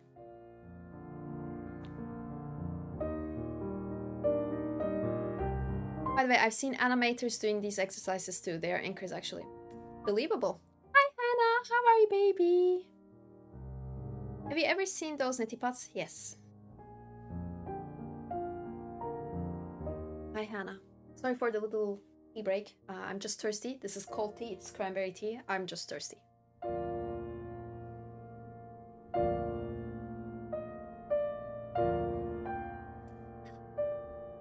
Back to class. We have 10 minutes to cover as much as we can. Hi, Hannah. I'm gonna get to you in recess. I promise you. I promise you. We have 10 minutes left. Sometimes there's no time to pour in the cup. There's no time, bitch.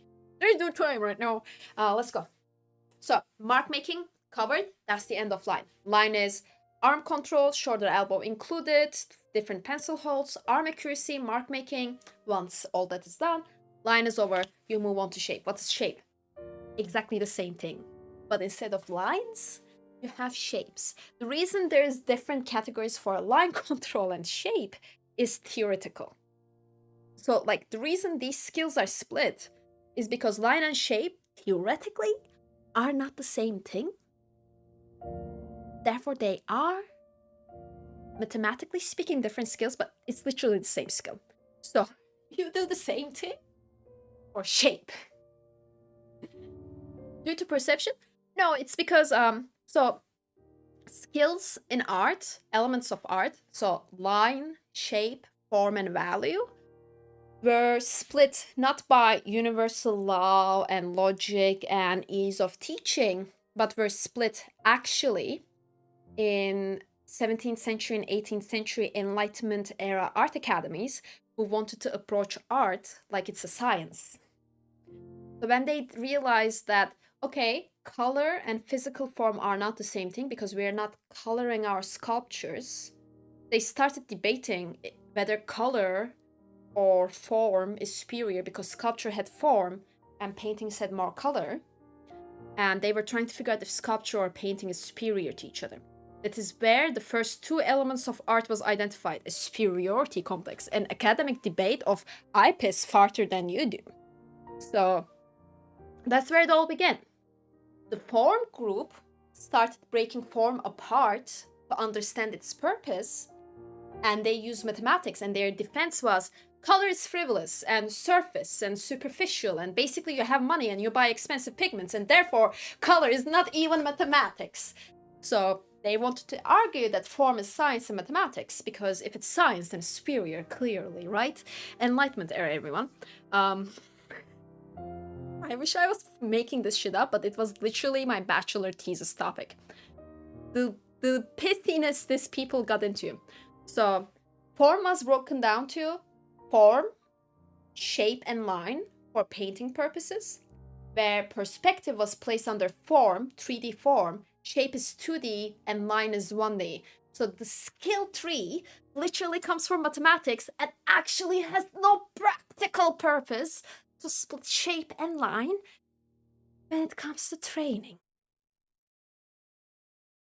I cover both because there's 7 elements of art, which is where most of the fundamentals are covered. So when I tell a student there are 7 elements of art, which refers to all of the fundamentals, line, shape, form, value, then I go line and I don't go shape. They go like, but what about shape?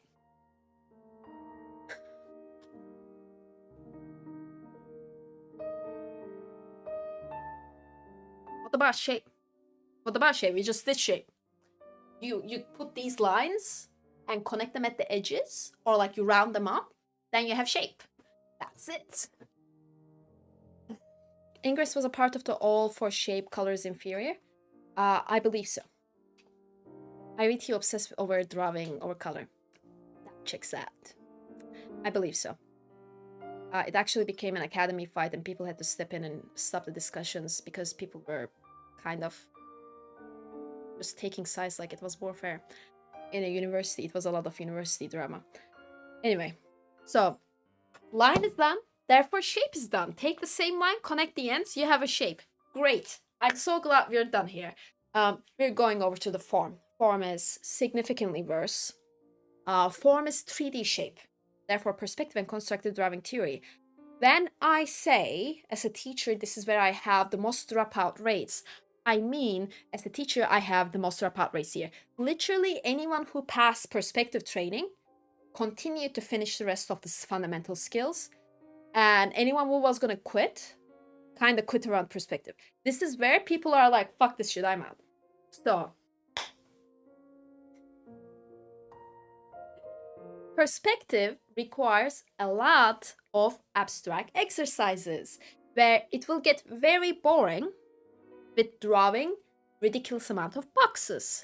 I insist that this is an essential skill, and before you learn perspective, you cannot learn to draw a portrait, you cannot learn to draw a car, you cannot learn to draw anything that exists outside the cartoonish style. And even with the cartoonish style, you will have a very limited ability to draw from imagination and draw from creativity in general. So with cartoonish styles, if you have line and shape down and you have a direct reference, you can replicate it.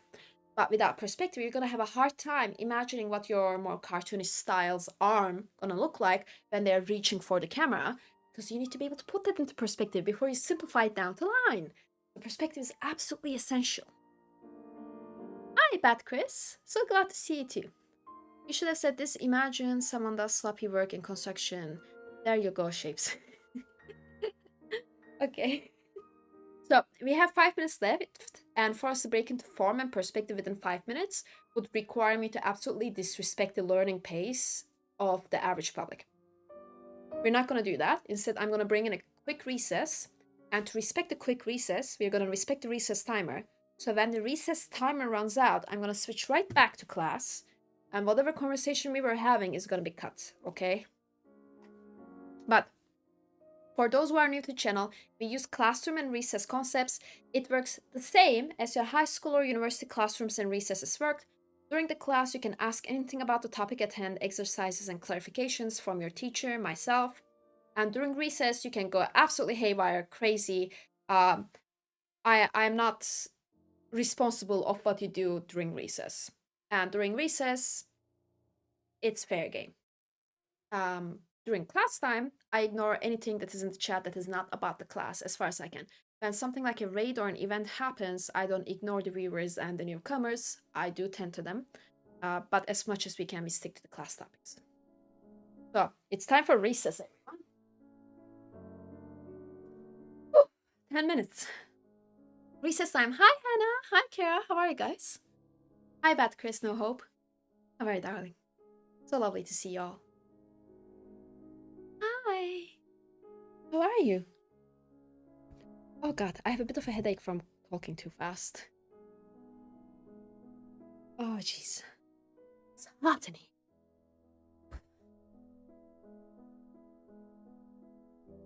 The timer reminds me of the Pomodoro system. Kind of like that, yeah.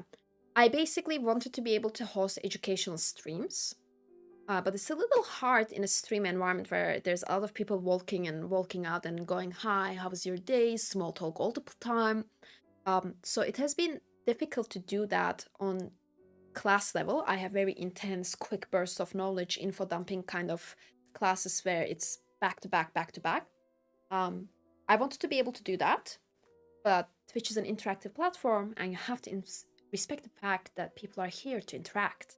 So we have recess and we have class.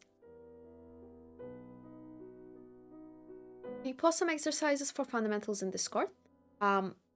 Discord is more of a community hub. I'm active daily there, so any questions you have and so on, we just like hang out in the Discord. Is kind of like the backyard of everything.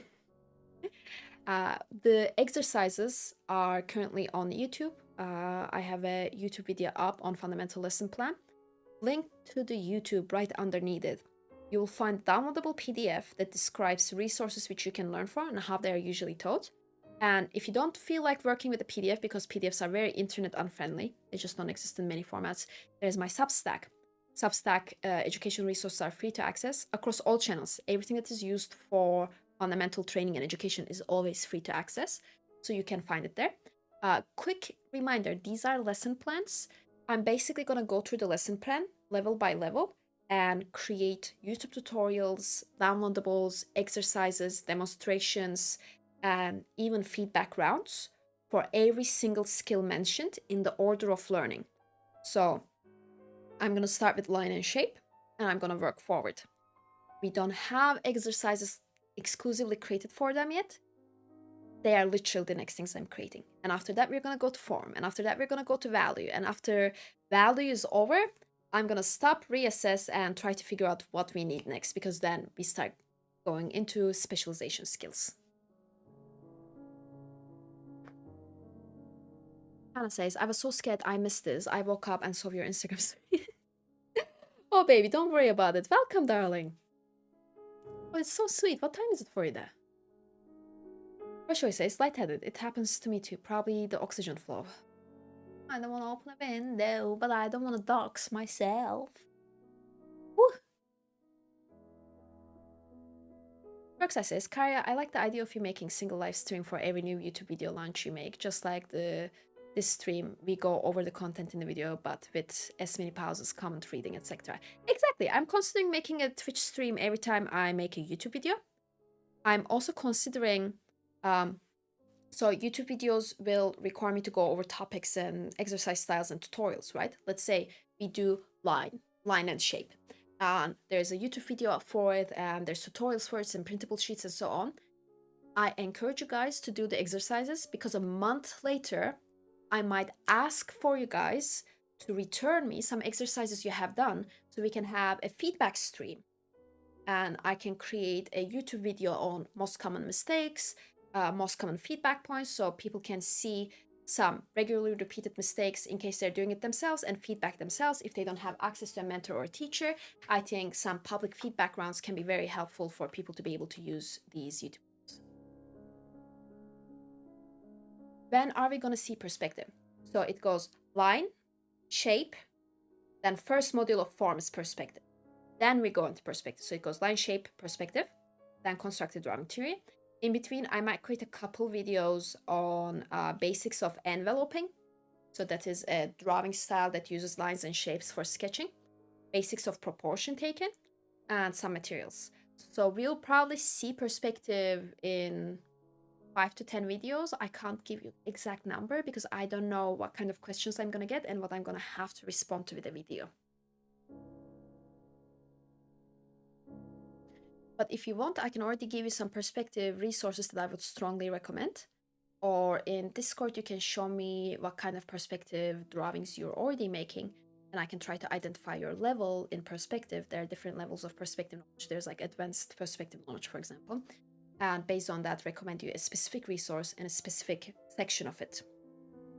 Worksite says it is a way to connect these platforms together. It is. I really like it. I like being able to be here with you guys. I like the conversation nature of this. I like not sitting down, scripting for a couple hours, recording for a couple hours, editing for 10 hours, posting it, analytics. There's something about YouTube, Instagram, TikTok style content creation that just feels lonely. I don't necessarily like it. I will stream when I can stream. You know the open source documents. You know the discussion we had about this. I'll stream whenever I can afford to stream, basically. Roldan is checking his followers. Oh, that's so sweet. 3 years. Been here since the start, baby. Thompson says, on Substack, what is the difference between annual and Art Academy plans? So, Art Academy plan is also called the Founder Plan. It's like tier 3 subscribing. There's no actual reason to do that. It is just something people do to get like a title in the community and be seen as a founder member or like a support member. Well, don't have to subscribe to anything Substack, baby. You're trying to access the educational resources. Educational resources will always be forever freely accessible. But on Substack, under the subscription, I will post art critique and art history articles and opinion pieces and personal favorites and stuff like that. So things that are not essential for education but are relevant to the art history and art culture that I think I can share with you guys. So that will probably go under subscription, but you don't have to. If you're looking for education, all of that will be freely accessible. Nessa says, a small pinch in a salt of glass of water is my solution for almost all headaches. Do you have iron deficiency, baby? Oh boy. Almost 4 years. Jeez, yeah, Flower has been here since the very beginning. Flower says, so is Discord's feedback channel back in action now? No. So, I'm gonna be super honest with you guys on this. For community management, so basically answering your messages, answering your DMs, y'all send me a lot of DMs, answering your comments under the posts, for responding to Discord, for feedback, I put aside 30 minutes a day. And the traffic the feedback channel gets is not sustainable with 30 minutes a day, and I cannot put more than that much time a day into this and still keep up with everything else. So I am not officially activating the feedback channel as a go in, post anything you want and get feedback thing. I will periodically update it to get people to submit their works that they created based on my tutorials and address some common mistakes. I cannot currently afford the time it takes to upkeep a feedback channel. Thank you, Rodlin. Sorry about that. Kind of wish Twitch would make it easy, like with a little thing, see you guys as partners. Klaus says, I want to support you though, but I can write a certain amount of Art Academy plan, and I do not know how much. I left it flexible because it's kind of like, you cannot go below the annual plan pay basically, but you can pick it in between. It's up to you. Worksite says, Karya, is it possible to watch the YouTube video with you during the stream, or will it be copyrighted? It is possible to watch it. The reason I am not streaming it during the stream is because if I live stream it here and the people who are in this community end up watching it here, then you'll have to go back and watch it a second time. Or you will not go and watch it. Then the YouTube algorithm will not let you know when I have a second video. So I try not to restream YouTube videos. Hi, Kazikas. Thank you for the subscription. Thank you very much. Cole says, also while I'm here, is SCP RPG happening still? 3 players pulled out. I have like 1 player and you. I'm trying to find a way to make that happen. So it is on hold. Sorry. Sorry. Sorry. Hi, the biscuit. Very cool. So, practice is running out. Workside, thank you so much for advocating for me so passionately. You're so sweet. Oh my god. You guys are sweethearts. I'm sweating. It's hot in here. If I'm glistening, it's not my dewy skin. It's sweaty and greasy right now. Thank you, Coil. Sorry for that. So, take a sip of butter and go back to perspective, form, and constructed drawing theory drawing. Germany is that warm. I have heavy curtains in a small room. Windows are closed because if I open it, I could dox myself because it's the street. And I have these big lights. Let me show you.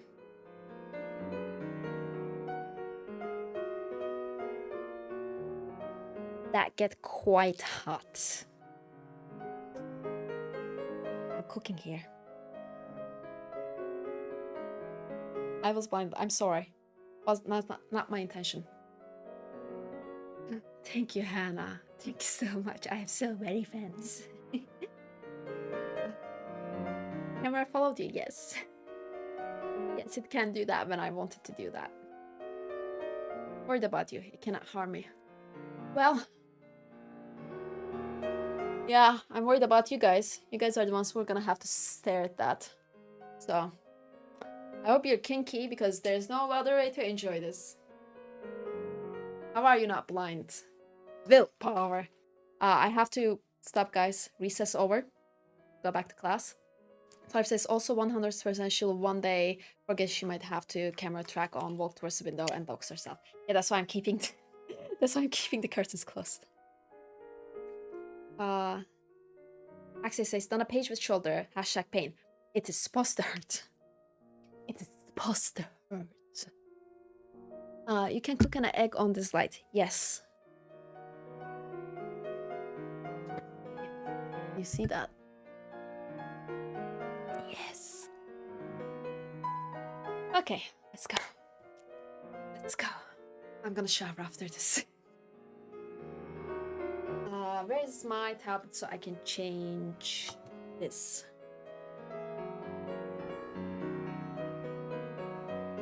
Perspective training. It's oil varnish, I'm kidding. Perspective training. 3D form and perspective training.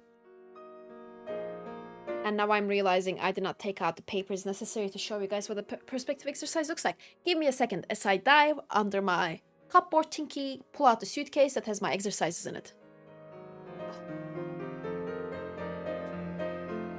Fuck. Okay. Almost. Nope. It's good.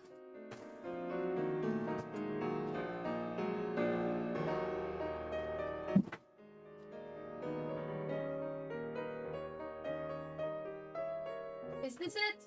Some of it. Some of it. Not all of it. Fuck.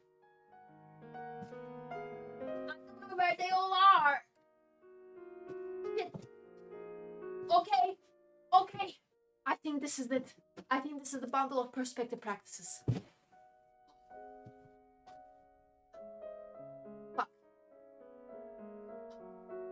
I don't have a proper filing system for my old exercises, as you can see.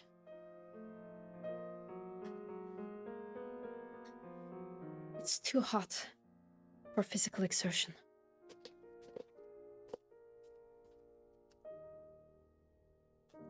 So, perspective training is done with a lot of abstract drawings. These are my actual personal perspective trainings. We found the trash. Not the first time I had a teacher crawl under a table to pull out a bag of mystery stuff, and I didn't think it will be my life. So, perspective drawing starts with a lot of abstract drawings like these. These are one-point perspective drawings. The point of these exercises is to use abstract geometric concepts like vanishing points and straight lines and the expansion from that to get you used to the concept and the ability to see perspective. This is not how perspective works in real life.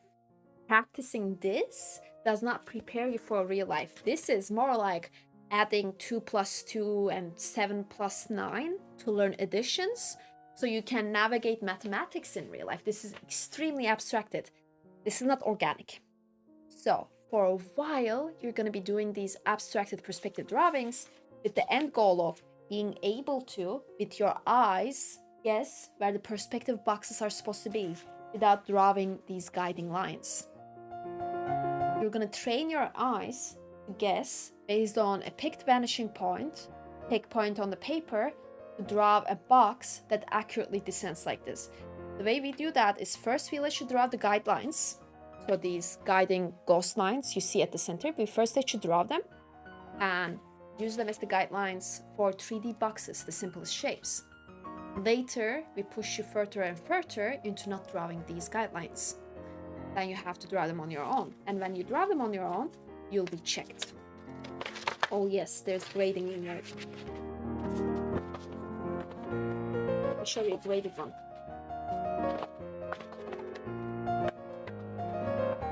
Show you a graded one. So this is my work. I self-graded. Whenever one of them was correct, I named it. So these were boxes that I drew based on eye alone. And then these guiding lines were added. So the guiding lines were not there when I first drew them. You can see some boxes have like 2 guiding lines going to it and not the 3rd one or 4th one because they were added for the sole purpose of checking. So they were drawn by eye alone. And then the guiding lines were drawn. And you can see, for example, for this one, it says 2% above it because the guiding line here is off by 2% and the guiding line here is off by 2%, like 2 degrees. This one over here, off by 2 degrees. This one, perfectly aligned. Therefore, it gets a little hard and a name. This one, off by 1 degrees. Lower line, not off. Lower line, not off. This one, off by 2 degrees.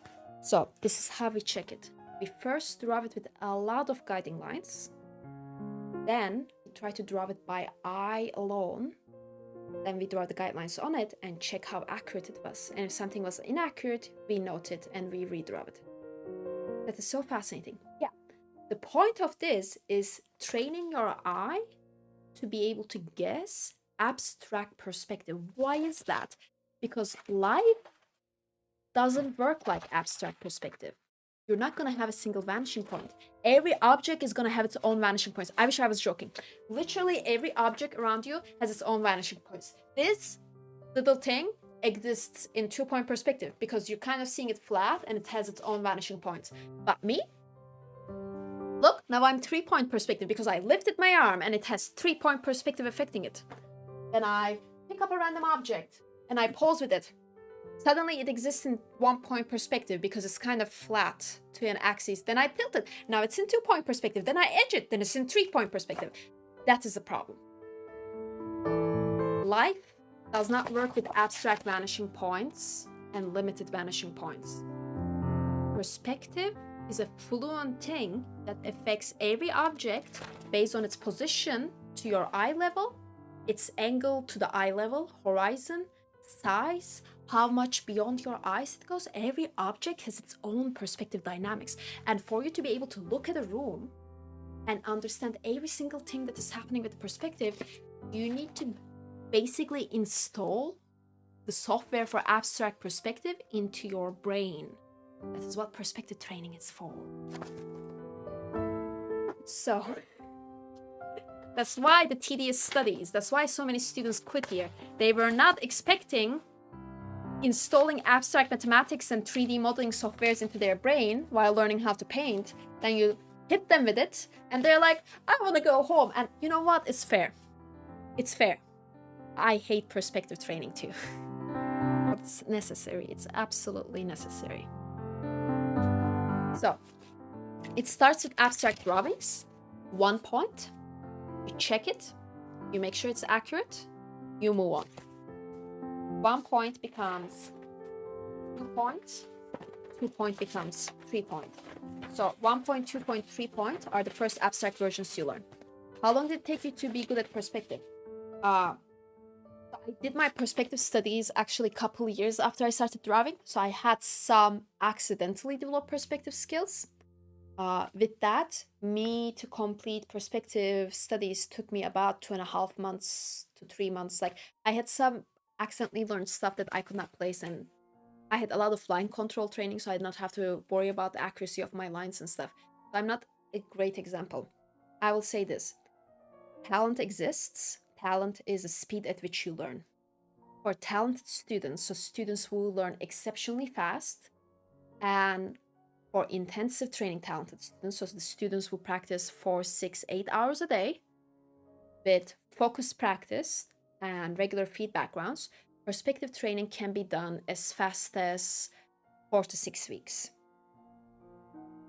I have also seen people who are hobbyists who take 3 hours a week, who learn a little slower and don't have access to regular feedback, take 6 months on it. So if you're trying to guess how long it's going to take you, it's based on your circumstances, learning speed, and access to feedback.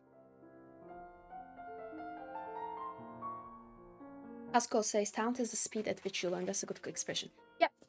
Talent means nothing if you don't put work hours into it. So talent, let's say you're very talented, you learn 5 times as fast. Try multiplying everything with 5 in work hours, and that's the total amount of learning you do. Lack of talent is learning slower, which can be compensated by putting more hours into it. I would say the real luxury when it comes to learning is the work hours you have to put in the first place, meaning having access to a mentor that cuts a lot of work hours down, and having free time. That is literally the resources you have for painting. So having time and having a mentor are the real advantages, not talent. Humor says there's also levels of knowledge. If you want to draw things like vehicles, it will require much deeper understanding. That is true. Let me get to that, Humor. So once you're done with 1 point, you're going to start going into 2-point and 3-point perspectives, where things will get a bit more abstract. Basically, you're going to have more vanishing points to account for. Let's talk about 2-point perspective. So you're going to have to guess more ghost lines and more distortion. And this will be done the same way. First, you'll draw it with guidelines. Then you will draw it without guidelines.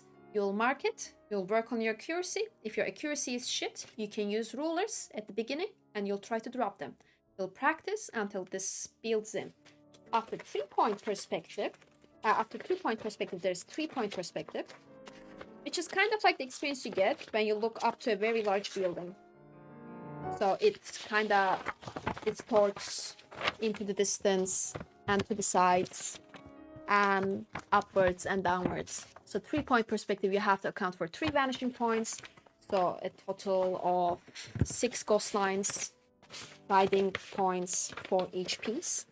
And then things get a little more hairy. So 1 point, 2 point, 3 point. These are the fundamentals of perspective. These are the basics. Once you know how to draw objects in all 3 points of perspective, you learn to rotate them. And I'm gonna have to explain you this.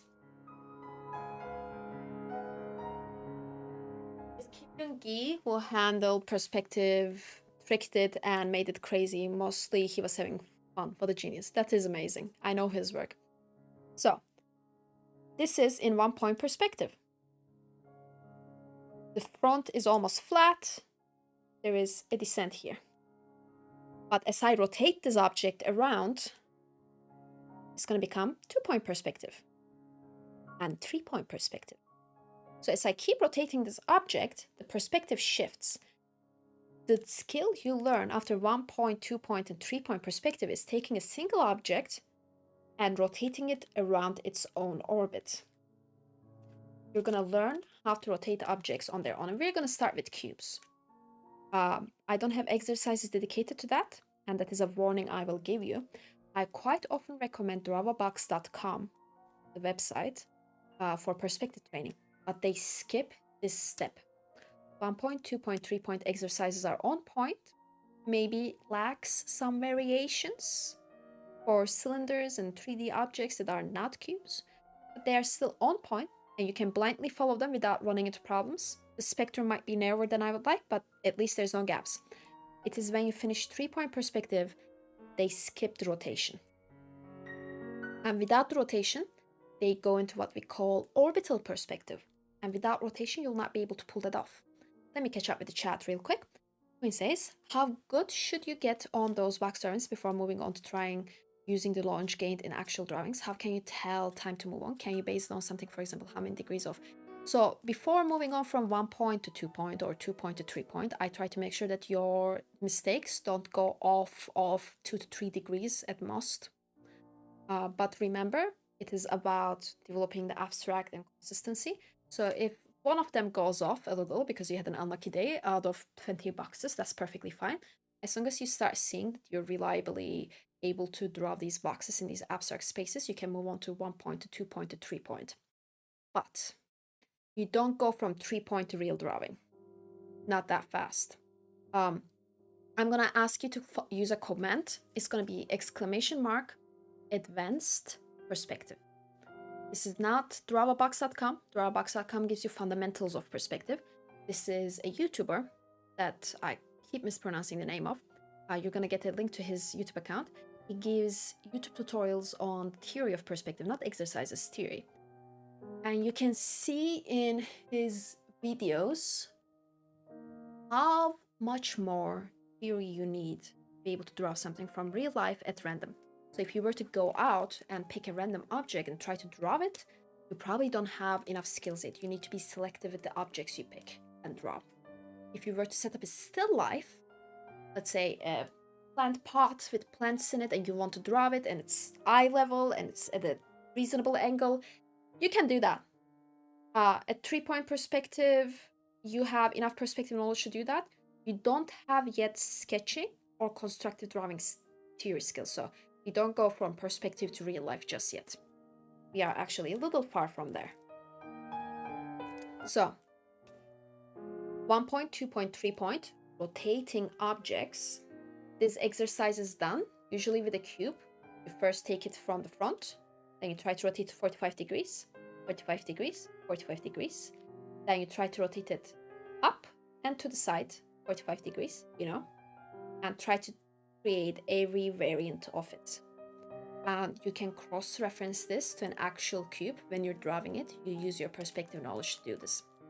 After that comes what we call orbital perspective. So the drawbox.com orbital perspective exercises ask you to draw this. You see, these are rotating cubes at different angles. Now the problem I have with this is they go into this from 3 point perspective directly without learning without the exercise necessary to learn how to rotate the cube. So this exercise is simultaneously asking you to learn how to rotate a cube, how to space them out around an orb, and how to kind of size them down into the distance. These are 3 different skills. And I do think this exercise right after 3 point perspective is where people have the most struggles with drawbox.com. Every time I recommend it to someone and they come to me like, I don't know what to do with this, it's this exercise. Before this, learn to rotate a cube. Without that, you won't be able to do this. It's not in the exercises, just do it. Skip their exercise and do it. So this is orbital perspective. And after orbital perspective, we have organic perspective. I had that exercise for you. It's because they don't teach you how to rotate a cube.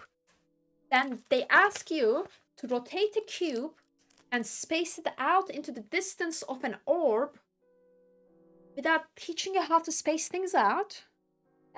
I have not met a single person who did this exercise right without me teaching them how to rotate a cube after they do it wrong the first time. And I'm talking about really talented students. I'm talking about students that went from absolute beginner exercise on drawbox.com to the end of the 3 point perspective, not needing any feedback, not needing any help. Then they come here and they break down into nervous meltdowns. It's terrible. I look at them and they're like, I don't know what I'm doing wrong. And I'm there like, because you don't have, there's a skill gap. It's literally pisses me off. Students should not feel frustrated for no good reason, okay? This is not a good reason to be feeling frustrated. Your energy is much better spent learning. I feel like I am somewhere in between a loving teacher and a bit of a dictator of a teacher. Like, you shouldn't be having meltdowns when that energy can go to learning. It's not like I care about your emotional well-being. I care about the fact that you might quit for a dumb fucking reason. Don't let this be the reason you quit, okay? It wasn't your fault. There are much better reasons to quit. Organic perspective. Look, I am loving, but I'm still responsible of teaching you, okay? Really say sometimes students need that redirection. Organic perspective is when objects are floating, okay? So this may look like it's out of perspective, but what's happening is objects are being back to back to back to back and trying to still consistently descend them. The best way I can describe this is imagine you scatter objects in a spaceship. Or imagine falling leaves. Imagine confetti. That is organic perspective. All of these objects have different vanishing points, different distances to the viewer, are at different points to the horizon line. This is the horizon line. And we learn to apply perspective freely, wildly, organically in an abstract space before we bring it into real life.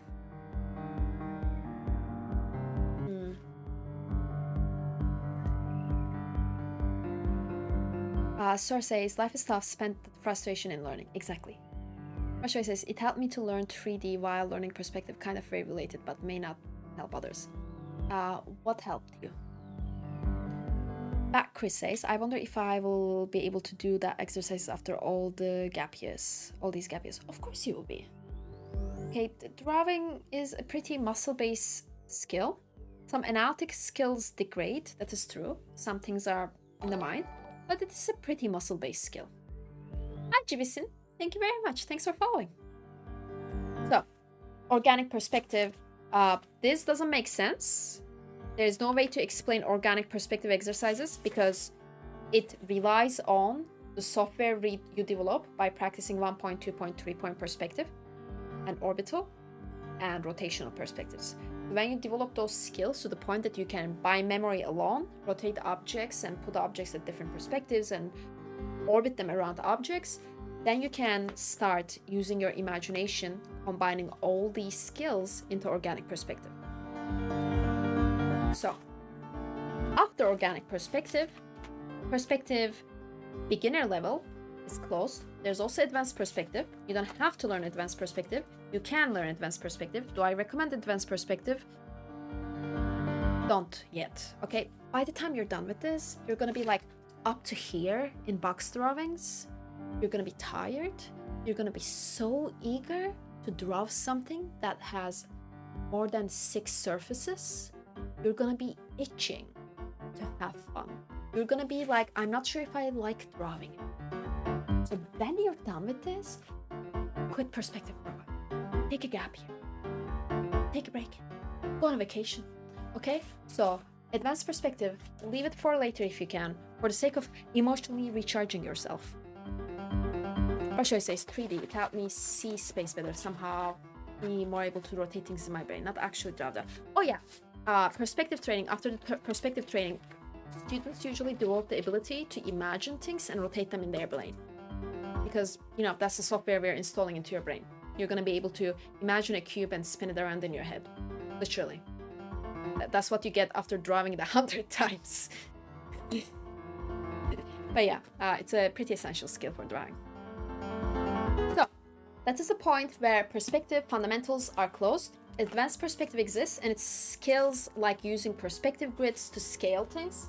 For example, there's a mathematical way to calculate how this object, this size, is gonna look when it's behind me, like the size scaling difference of it. There's a mathematical way to calculate how much size difference 3 meters makes, and it's a part of perspective. It's called scaling in perspective. There are ways to calculate warping. So, for example, fisheye lenses or orbital perspectives or mirrors, that kind of visual warping. There's a way to calculate 4-point perspective, which is kind of what you get when you're flying over a city and looking at it on all expenses looking top down. So these are advanced perspective methods. You don't have to know them to move on. Orbital perspective, organic perspective, you're done. You can move on. You don't have to move on. You can learn advanced perspective if you're that kind of masochist. I definitely want to do the fisheye drawings. There are ways to learn that. They are also called multi-point perspectives. You start getting fisheye when you start going 5, 6, 7, 8, 10-point perspectives. That's basically what it is. You start learning how to create a circle of vanishing points and create grid lines in between them. So it's kind of like a matrix, kind of like a checkered box that is based around a circle, and it warps, and you follow your perspective lines around that. You can look up exercises for that under !advanced perspective. If you go !advanced perspective, you're going to find a YouTube account that covers these topics. So, after perspective, we have constructive drawing theory. Now, I don't know where my constructive drawing theory exercises are. So instead, I'm going to use someone else's because I know he has some really good ones. Shit. Of Instagram, really? That's my password. I'm not going to do that right now. Instead, I'm going to go Instagram on my web. Find optional cookie. Thank you. Anyway, save. Use the pen. Again. Plus 5 points to Sir Gravelad. I do it only intuitively to get into all that complexity. Yeah. God. Safety code. Fuck it. You're gonna go on the phone to do this because I can't be bothered. Because I am irresponsible. So, constructed drawing theory is the skill necessary to use what you have learned on perspective and apply it not to just boxes, but also orbs and pyramids and generally rectangular shapes, and take these basic geometric shapes you see in like real life, you see in mathematics, and apply it to real life objects. The person I would recommend the most in this topic, oh geez, I have a polarized lens. That's the polarized lens. The person I recommend the most on this topic is Anyemi. You see that? ANJJAEMI. It is Anyemi on Instagram.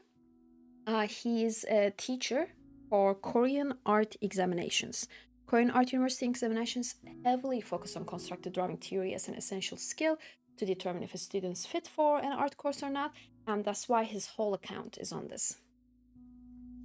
And you can see how he does his exercises where he breaks down complex shapes into very simple shapes. Do you see those drawings? These are constructive drawing theory drawings. We can find simpler examples here. There you go. These are all constructive drawing theory examples.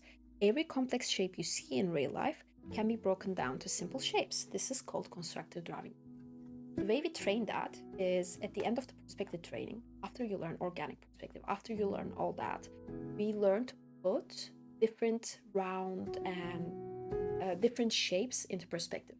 Now, when it comes to my students, I literally use shapes, okay? 3D shapes is where we start. I put a pile of 3D shapes in front of them on a football or something, and I ask them to draw these shapes using their organic perspective knowledge. Rectangles, conic shapes, and so on. And then we start upgrading slightly more complicated things. For example, if you can draw a pile of shapes, you should be able to draw this as basic shapes, like a circle for the head, and a cylinder for the base, or like a conic shape for the base, and a circle for the base, and rectangles for the ears. You should be able to break this down. And that is constructive drawing theory for them. The way we train it is with objects, with perspective, and basic shapes. We never try to detail the things. We never try to shade the things. On Anyemi's account, you can find a lot of examples of this. We just break it down. It's a mental exercise. And we do it again and again and again, slowly increasing the complexity of the objects. For early objects, I would recommend you to pick objects that you can already see the shapes of. For example, I'm sure you can guess the shapes that goes into this immediately. Against objects that are organic, as in animals, fruits, people, we have organic shapes and they're significantly harder to guess. You can understand that even though they are both roughly round objects, this is significantly harder to break down than this. When it comes to constructive drawing theory, start simple and gradually increase complexity until you can break absolutely anything down into simple shapes. The way we do this is still life drawing practices. A lot of object drawings, a lot of them. And another thing I would like to emphasize when it comes to constructive drawing theory training, I will not, and I emphasize this in my angry teacher voice, I will not have you work on a constructive drawing theory exercise more than 30 minutes. Do you understand that? I don't want you to spend multiple hours trying to break something down. If it takes more than 30 minutes, it's too complex. Simplify the example down. I don't want you to take ridiculous amounts of time trying to perfect something. We are exercising a basic analytical skill. We are teaching you how to see shapes, how to ratio shapes, how to break them down. During your constructive drawing training, if something takes more than 30 minutes to make, then it's wrong by default, disqualified. Now, you might have special circumstances that just increases the time with which you make things. I have had students that had eye strains and stuff. This does not apply to you. But if you are a student of average capacity and you take more than 30 minutes at something, then it's too complex, simplify it down. Or you're being a perfectionist. Or you're over detailing it. Then it's no longer serving the point of an exercise. I want you to be able to speed through these exercises. And if you cannot speed through it, we're not increasing the difficulty. Okay? Okay. I have the same superpowers as Santa. I see you. I keep a list of good students. And guess who gets to be rewarded at the end? Not the bad ones. Spoilers there. So, that's constructive drawing training. Once constructive drawing training is done, the fun begins. We go into shadow. Once you can break organic objects into their basic shapes, that's it. That's the end of the abstract. I will never have you draw a random ass box again. No more weird exercise. That's it. You're done. Form is over. You survived the worst. The grindy bits are behind you, and from now on you can draw real things. Laura says she doesn't give us calls, she gives us paint colors that won't work with your color palettes. Exactly. The end of the boxes. Pinky promise? Pinky promise. Pinky promise. So, how it goes? Once again, just for a quick reminder, we go line, which includes arm training and line accuracy and mark making.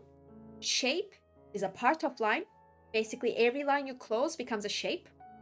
We go line, shape, perspective. Perspective goes 1 point, 2 point, 3 point, rotating objects, orbits, orbiting objects around each other, spacing, and organic perspective. After organic perspective is closed, we start doing still life studies, drawing objects in constructed drawing theory. To be able to do this, we need to learn how to take proportions, so calculate distances by eye. And in my YouTube video and in my Substack, you will find recommended videos and resources for that. But simply put, the most comprehensive tutorial I have seen on proportion taken was actually done by Proco. Their proportion video is pretty accurate. It covers a large variety of methods. And we do constructed drawing. We start with simple objects. We draw them in their simplest forms. Simple objects being things that you can immediately see the shapes of. And once you learn how to take their proportions and once you can fit them into 30 minutes, once it is going easy breezy, you increase complexity. And by increasing complexity one at a time, eventually you end up being able to draw radically complex objects. And by the time you feel like you can look around yourself, pick a random object, and you can draw it, I'm not saying the inside of a car engine per se, that is significantly more difficult, but let's say a skull, that is something you're going to be able to draw at the end of your constructive drawing theory. When you get there, constructive drawing theory is over, and that's the end of the abstracts, that's the end of the form, that's the end of the absolutely grindiest part of the fundamentals, and we go into shadow theory, and we go into value, and we go into fun part where you start shading and texturing and playing with this. So, whew, any questions so far? I need to have a little glass. That's why I'm prompting questions. I need to... Any questions?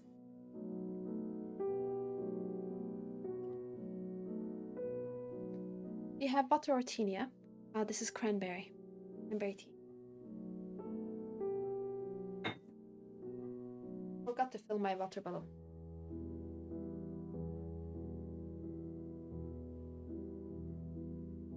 So I let the tea cool, and now I'm drinking it like cranberry juice. So, how long will it take you to finish each module? I think is a fair topic to cover.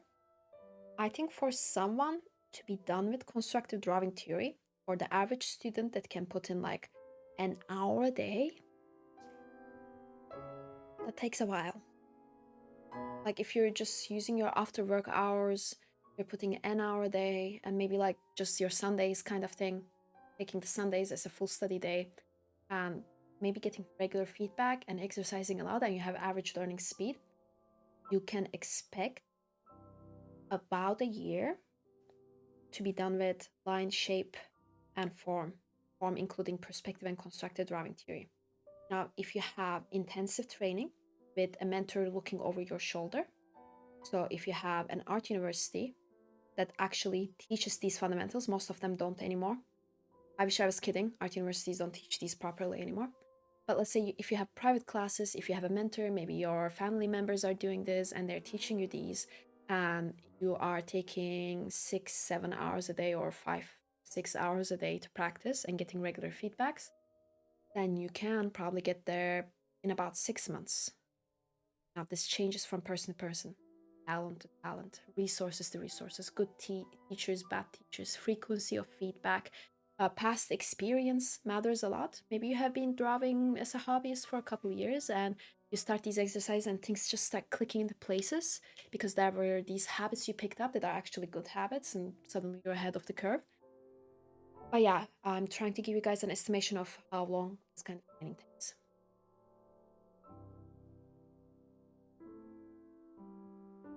Brusher says they taught me these, but it was eons ago. Sad to hear it's not taught anymore. To give you a summary, it is still taught in Korea. It is still taught in the classical art universities of Italy and some art universities of France that have technical specializations like animation or classical art universities. It is not taught in Germany. It is not taught in most of the English art universities, with the exceptions of some prestige universities. It is still taught in some universities in Spain. I've heard from a student from Dublin that it is most definitely taught in the Dublin University. It's a bit of a roll of the dice, and a lot of art students don't know what to ask for when they are applying for art universities. They just assume that these skills will be taught. So they don't check the curriculum and they don't ask the teachers, do you have this class, this class, this class, and can I see the curriculum for these classes? Can I see the results of the students that come out of these classes? So because students are not taught what quality art education is and how art is normally taught, they don't check these things. Schools keep getting away with these, and the education of this has been gradually declining. Very gradually and consistently declining. In my art university, these were not taught whatsoever. We did not have a perspective class. We did not have a color theory class. We did not have a constructive drawing theory class. We were not taught how to take proportions. they did not teach us anything. Like, my school exists as a hangout space for adults who loosely consider themselves an artist for undetermined reasons. I still think it's some kind of tax theft scam. GMR says, my understanding is if you really want to learn to become a fine artist, you have to go to an atelier in another university. Okay, there are shit ateliers, there are shit universities, there are good ateliers, there are good universities, and atelier training is definitely more technical and more to the point and more practical, and I would recommend an atelier training above almost all universities with the exception of a couple universities. For example, the Barcelona Art University has some of the greatest teacher selections I have seen. Boston Art Academy, which is technically a private academy, has the best graduate results I have ever seen, way above any ateliers. St. Petersburg Art University used to be the hub of classical art training, but you know, Russia. Korea still has a pretty solid art university training.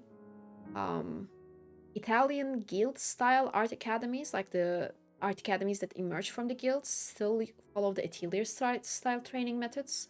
I've heard good things about Dublin Art University from a couple people who went there, and I know someone who teaches there, but I have not seen the graduate work, so I can't say anything.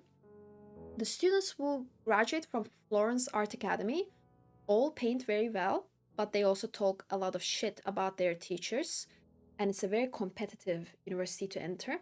So I don't know if they like enter at a high skill level and therefore they are all very high skilled when they graduate, uh, and are upset with their university, or if it just did not meet their expectations. So the students look good, but they talk shit about the university. So what should I say? It's very sad. In Spain, in Sevilla, more classical than the other unis, we had these. They already in early 90s, other cities, many of the concepts were not taught because realism was frowned upon. Funny, every high-end course for a game industry does teach old said today. The unis are going straight path, or many are, unfortunately. So I'm not going to cover the Valley training today because we have like 20 minutes left on the stream, but I am happy to talk to you guys about anything if you want. Let me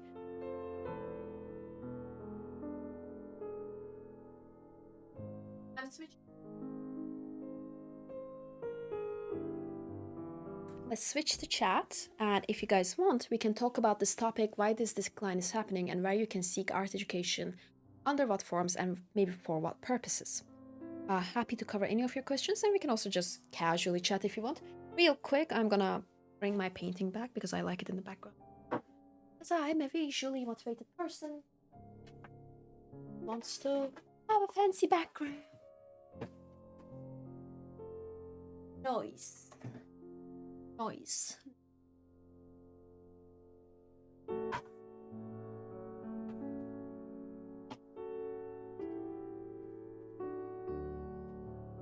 Noise, noise, noise. Hi.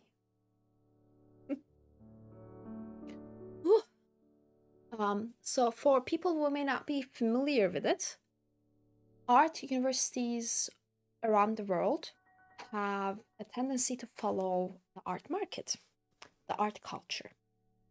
Sometimes this includes a lot of political motivations. And lately, the political motivations have been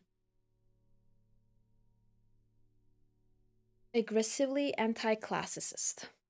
Now, I can talk about why this is, and you'll understand the point of origin. Classical arts in the last century have been strongly associated with, during the Cold War, Russia and China and Far East Asian art styles because they held onto the classicals while America was playing with postmodern and modernist styles. They have been associated with the Enlightenment era colonialism and even fascism. So classical styles had this political association which strongly pushed people away from them. Now, it is fair to be critical of the institutions and ideologies around classical styles and what kind of ideologies they were used for. But to eradicate classical skill training, so fundamental skill training, is like saying, Nazis use science against us. We're gonna eradicate science. What? What's wrong with y'all? So, that has been happening. Classical styles and fundamental skill training is politically seen as restrictive, fascist, or colonist. I'm a first-generation Middle Eastern migrant in Germany. I speak German with an accent. I hold a student visa. And I've been called a colonist in my classrooms for following French Academy's painting style.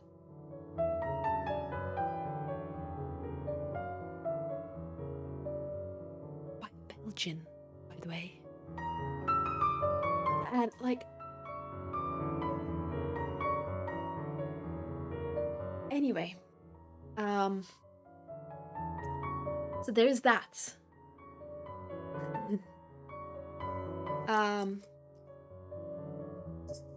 Russia says so much agreeing. Being the story of my life, uni was a constant fight for me, unfortunately.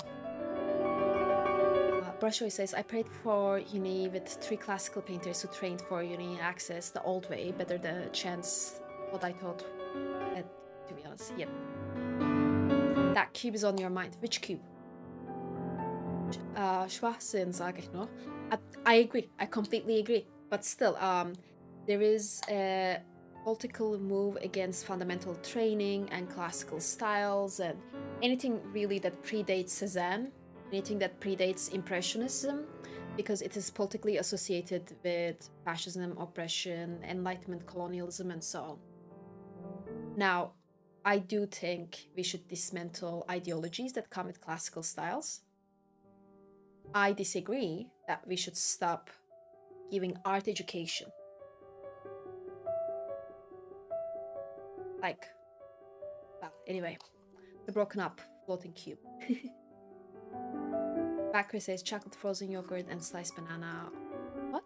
I'm sorry, Backers, I can't follow the conversation. I literally don't understand what it's about anymore. Flower says, let me guess, people with actual colonial heritage are the ones to call you it. Yeah. So when it comes to art universities, some still hold on to traditional teaching methods, and that comes with its own downfall. So I have heard terrible things about students telling me that instead of learning specifically how to paint styles that they want to be able to have to paint, because they have finished their fundamental training in the first 2 years, the school still has 2 years more to go, and they spend the last 2 years learning the styles of their professors, because the professors are a little elitist and dictator-like, and they are like, you're not gonna graduate my class until you paint like me. So that happens. Not saying classical universities are all that jazz, but the university I've been to basically took us through orientation, which was like, be free, feel, love, express, which was the orientation. And they were like, anyway, we don't actually have classrooms, curriculum. Pick a professor and stick close to them. And you pick a professor and you're like, what are we gonna learn? And they're like, learning is such an act of oppression. What? So that was the experience of the very, very opposite end of a classical university. Pick your universities based on what you need. The way to do that is ask which teachers are teaching, like professors, check the professors, look up their socials, look up what kind of work they create. What your professor creates sets the cap of your education quality, okay? If no professor can paint the way you want to be able to paint, then you're not going to learn how to paint in that university, okay? So check the professors, ask them about their curriculum, if they can give you a curriculum breakdown. If a school has classical fundamental skill training, then they have it paced out. You can literally go into Florence Art Academy's website and they have the years broken down by curriculum topics. That's pretty standard. They have the skills covered in the courses, they have the skills covered in the semesters, they have teachers assigned to specific skills. That's pretty standard. So ask them for the curriculum and ask them stuff like, what do you think, like what do you prioritize teaching your students? Like what is the end goal of the university for you? Are you preparing us for the art industry? So that would include classes like economy, sales, and networking opportunities and participation on school exhibits. Are you preparing us to be masterful painters, fundamental skill training, and so on? Are you encouraging creativity, experimentation, and exploration? So more philosophy, concept, and circle critique classes, and more free personal projects. Ask them what they prioritize. So yeah. Question your universities. Let them fight to convince you, okay? I'm not saying be pompous about it. I'm not saying you're too good for them. I'm saying as much as you want to get into that university, they also need to want to have a good student who is hardworking, who is willing to give the school reputation, who will use every opportunity given to them. If you're a good student, let them prove to you that they're a good school. Where's my mouse so I can catch up with the chat?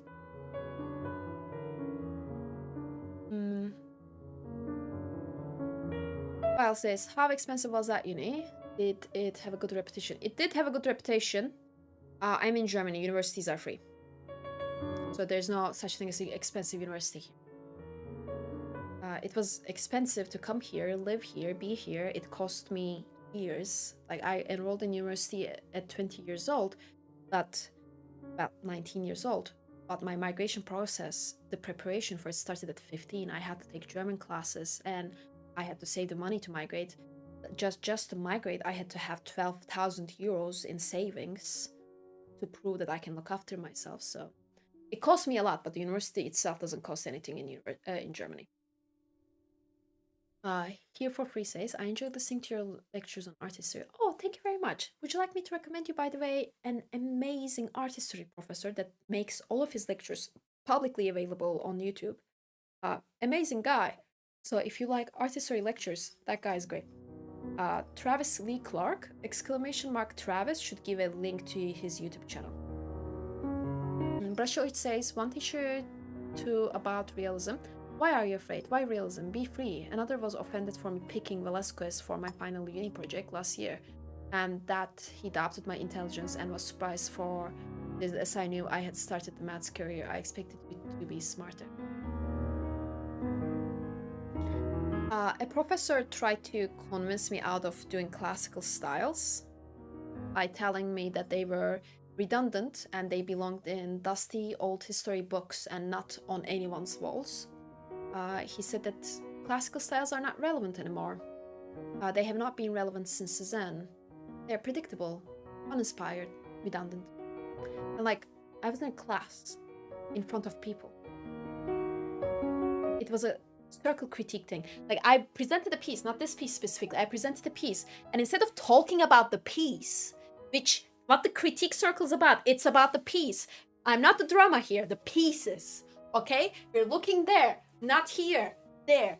Anyway, he just like turned to me and started talking to me about that, and I was there like, I can't walk out. Well. Well, says, classical has never been my favorite, but you make it interesting. Would love to have you as a teacher. Oh, thank you, baby. Thank you. Yay. Russia says, my uni was free. Spain provides free education. Taxes supported. Exactly. Dave says, hi, Miss Karya. Have you returned to the internet? Kind of, yes. But honestly, we have like 10 minutes left on the stream, so... Here for free says, I'll check him out, thanks. Travis Lee Clark is amazing. He's also a little playful with his art history lectures and really to the point and covers all the examples with a lot of visual support. He, during COVID, made all of his lectures available online. He's a history professor on bachelor level, and he's kind of playful like me. He has his favorites, he has his gossip, he uses a lot of visual examples, understands composition and art elements very well. So a lot of the history teachers for art history will not be able to explain you how a painting is made, but he can. He can. I want to shake that guy's hand. He made me absolutely cover all the bases I need for art history. And another great thing about Travis Lee Clark's art history YouTube channel, even though he covers all of the European art history, his specialization is African and South American, actually. So he also covers non-European art history quite extensively. So if you have like a special thing you're into, he has it. It's amazing. Matt Chris says, did he also have a banana tape to his wall? No. Also, I wouldn't be surprised if he... Russia says maybe he had not have the skills and knowledge to talk about your. I actually had to dodge that answer for my graduation examination because I'm pretty sure he was gonna fail me. We had to pull off a lot of shenanigans to dodge him completely. We like kind of immediately scheduled the examination, like rapid scheduled it when he wasn't around with a couple other professors, and we were like, oh, he couldn't attend it. Oh well. Hey, the head of my department, if you're seeing this, I got my diploma, bitch. You can't paint, I can. So anyway, Worksite says, I spent the last hour playing around with my monitor settings because your stream wasn't as colorful on my monitor as it was on my phone. Now it's well calibrated and your stream looks super good. Ah, thank you very much. I get to appreciate it in 33 inches. Oh, Worksite, you're such a sweetheart to me. Thank you, love. Thank you. Only Wizard says, it is refreshing to hear these opinions and to know it's an issue in art as well. I'm an archaeologist. During my time in university, I ran into a schism between professionalism versus I don't know how to pronounce that word. Processionalism versus post-professionalism, our form of classism versus postmodernism. My best friend is actually an archaeological illustrator, and she comes to me sometimes and goes, Karya, they are ruining. And I don't exactly understand what's going on. But she's really into anthropology. Yeah. I'm trying to understand it. She's my best friend. I love her. So I'm trying to understand it. She's amazing. Hi, Ghost in the Latte. Thanks for following, love. Roxai says, so thanks in a way for letting me know that my screen colors are not calibrated as well as they could be. Vinny says, classical will come back into fashion. I don't think it's a fashion thing. You don't have to paint in classical styles. I don't think students have to learn classical styles. I think students have to learn the basic ability to paint what they want to paint. So if I see an object and I'm like, oh wow, I would love to have this object in my painting because it serves a story purpose and it will be so fucking relevant to get my point across, and I can't paint it because someone did not teach me constructed drawing theory, perspective, color theory, texture, value, shadow theory, because I don't have the basic skills. That is not freedom. That is not creativity. That is the same thing as never learning to cook a thing and eating salads for the rest of your life. There's nothing wrong with salads. But maybe you should not limit yourself to salads. Rant over. Sorry, I'm very emotive about these things. Brashoy says, certain year I had to ask for a third-party tribute examiner as I was to be failed the whole year just for being a realistic painter. The exam went very well. The Kandinsky obsessed teachers, true colors were seen. Brashoy says, composition, color, perspective, even anatomy do help my style. You can benefit greatly from these. Even this construct reality. Picasso was a fantastic classical painter initially. Look, for anatomy, I will say is not absolutely mandatory. I disagree that anatomy is absolutely mandatory because I do know a lot of people who just paint atmospheric space paintings or completely abstracted works.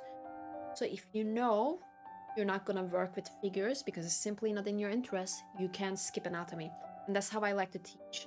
I want to understand what you want to be able to paint, which usually involves a lot of fundamental training. But I will not go into advanced perspective if you don't need advanced perspective. I will not go into anatomy if you don't need anatomy. If you tell me you're gonna paint black and white for the rest of your life, I'll be like, weird choice, but sure, and I will completely skip color theory. So, whatever you need, whatever works, equip yourself with the best tools, crush it, go kill it, babe. Talking about my best friend, before we have to roll out, because we soon have to roll out, I want to show you guys something. My best friend, Anna, bless her heart, archaeological illustrator, sweetheart. I love her so much. Got me the coolest birthday gift. By the way, this skirt is also Anna's gift. The content you see every day on TikTok and Instagram, always in this outfit, this skirt is Anna's gift. She's with me every single day of my life now.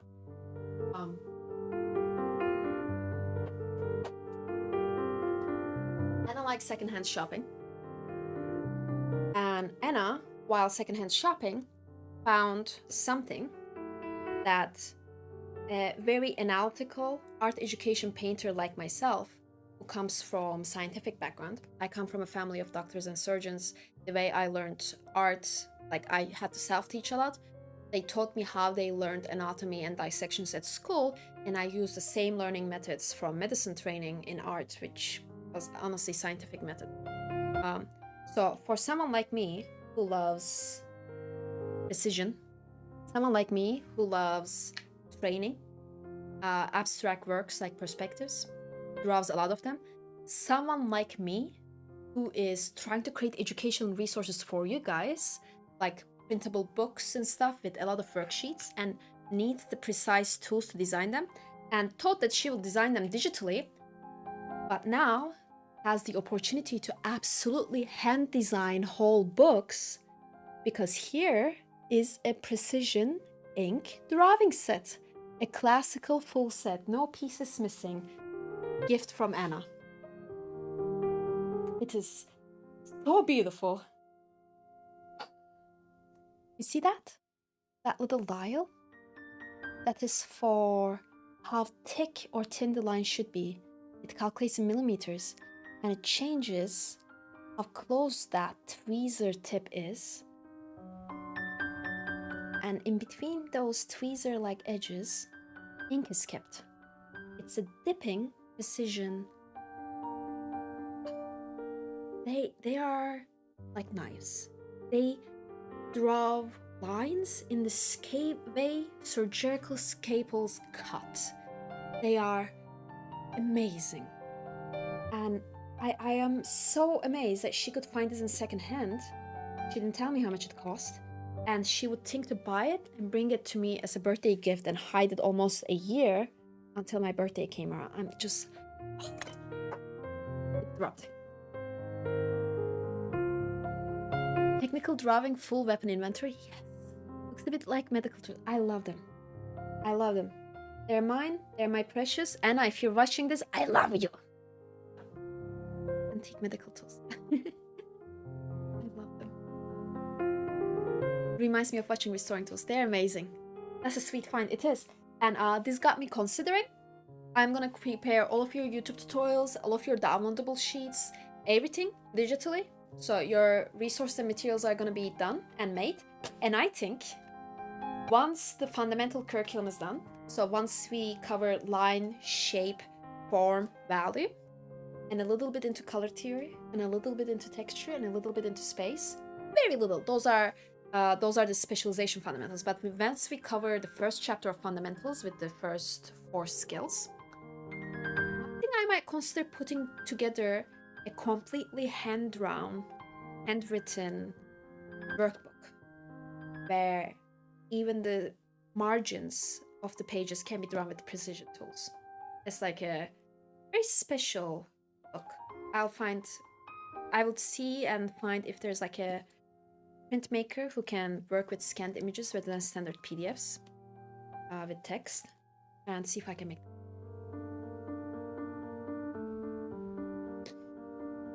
I had to learn drawing for the teacher's vacant. I suffered a lot, so brings bad and good memories. Oh baby, sorry.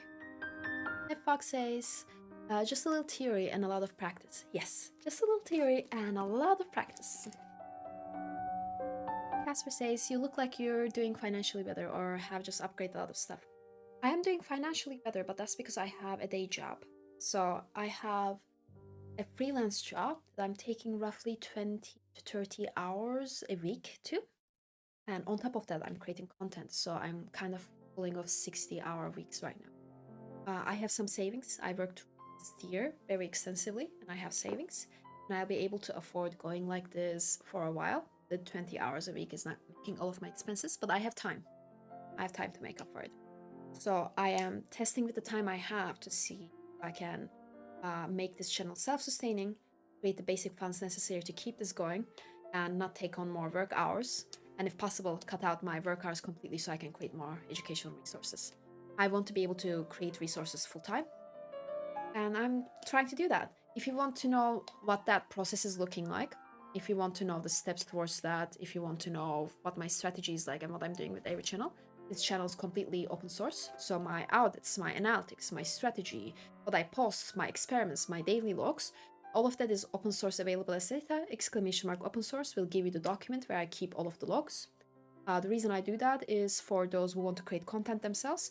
You can look at my mistakes, my results, and try to decide for yourself what of that applies.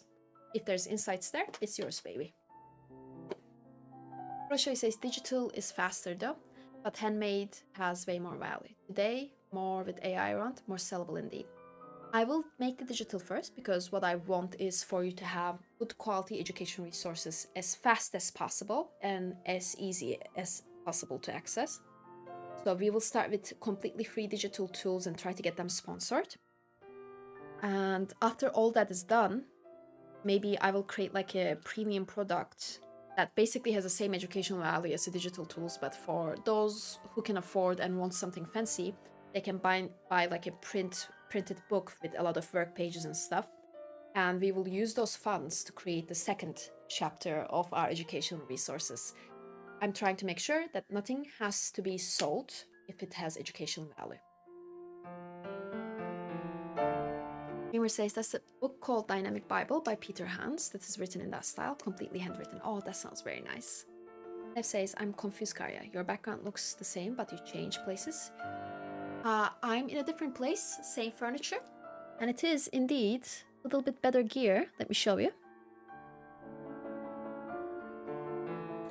I'm not using that feature, but yeah, I do have a little bit better gear, and I also have better videography skills. So this color and effects you're seeing, that's because I have learned how to color grade on movie styles, and I have learned how to brand things, and I've learned marketing. Over the last year, I've been working in content marketing, which gave me a lot of skills, and I could up the quality a little.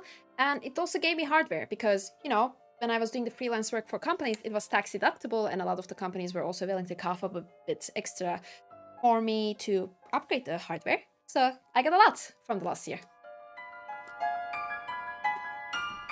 Thank you very much, Casper. Roshoy says, oh, the handmade can be premium to be purchased. Exactly. Roshoy says, really good idea. Some people are making living by selling handmade sketchbooks, watercolors, or ink. That's very nice. Fox says, oh yes, your gear looks amazing. Video is great. Congrats. I noticed but forgot to mention. Thank you. Thank you very much. Well, guys, it is 9:05. Stream was ending at 9. I have to roll out slowly. So this is the part where I say a bunch of things that at the end of YouTube videos we skip. But I will try to make it as fun as possible, I promise.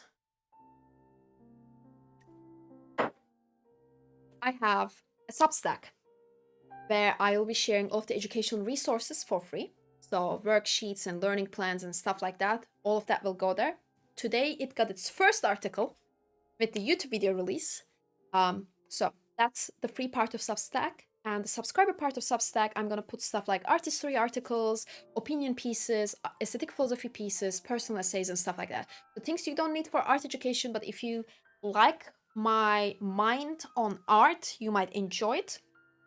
So that exists. Instagram and TikTok, I post every day or every other day, and sometimes several times a day. A lot of it is comedy about art teacher and art stuff, but a bunch of tutorials too. I think I post like 2 or 3 quick tutorials and hints and tips a week. Twitch, I rarely stream, but I'll be streaming with every YouTube video release, which is why we're streaming today. So there's a YouTube video out that covers all of the basics of fundamentals with the complimentary Substack or the downloadable PDF, all of it available for free. And yeah, that's it. That's the platforms right now. Those are the platforms I'm trying to grow. I try to keep them all active. I'm trying my best. And you can find what these platforms are for, my audits, my numbers, everything regarding my content creation in my open source document. I keep everything open source. It's a part of transparency. And in the Discord, I'm active daily. You can text me on Discord and I will answer your questions. And thank you for watching today. This is my first stream after a couple months and it went so well. And thank you. I miss you. This is very nice. Thank you. I'm kind of nervous and excited. Right near my camera is my little teddy bear because it calms me down. And when I'm about to go out and we're just talking, I'm getting a little nervous, so I'm just gonna hold it. Boy, thank you very much, Brushoid. Taskquote the Innkeeper says, it was a great to see stream again and always interesting. Thank you. Thank you very much, Innkeeper. Thank you. Thank you. Oh, stream breaking? Is it? I don't know. Thank you very much, Brushoid. Thank you. See you guys later.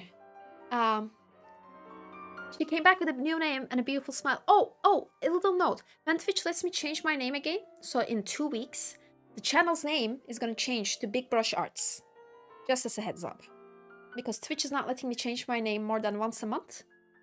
And I was going by Miss Plant while planning all of these things, but I decided to change to Big Brush Art because I thought it was a better name. So it's gonna change to Big Brush Arts real soon. Good luck, guys. I'm gonna find somewhere to raid y'all to. No, I did not, Casper. I did not. I did not. I'm embarrassed at this point. Stop asking. You're basically embarrassing me at this point.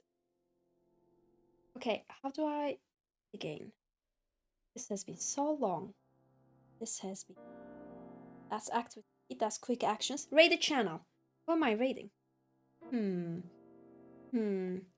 Looking at my friends. Oh, I think I know a place we might like to go. Making sure that this is... Oh, it's in German. I'm gonna send you guys to a place that speaks English. Okay.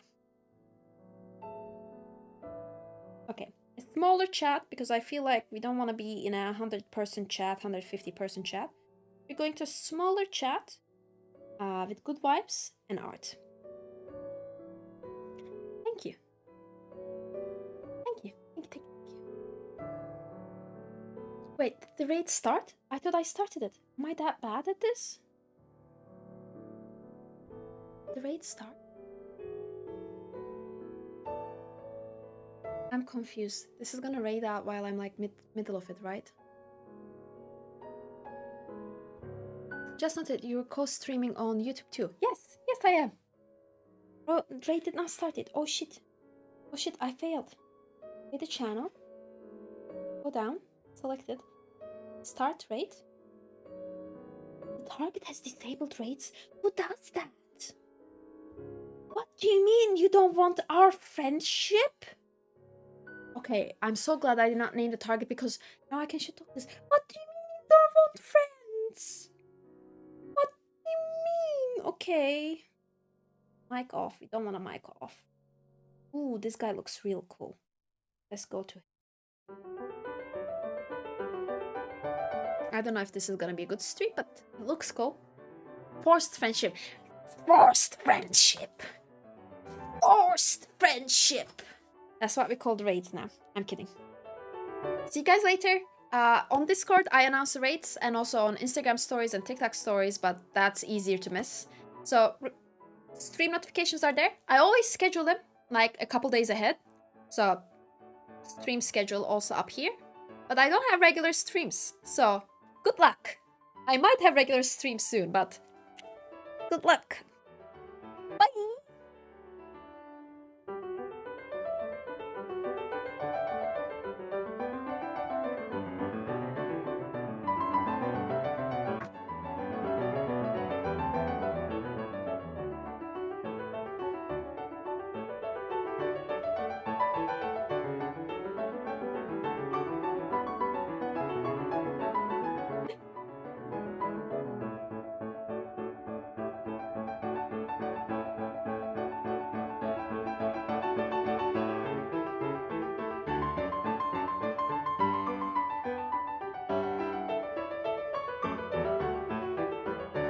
Is it over? Is it over? Is it over? Is it over? Oh shit.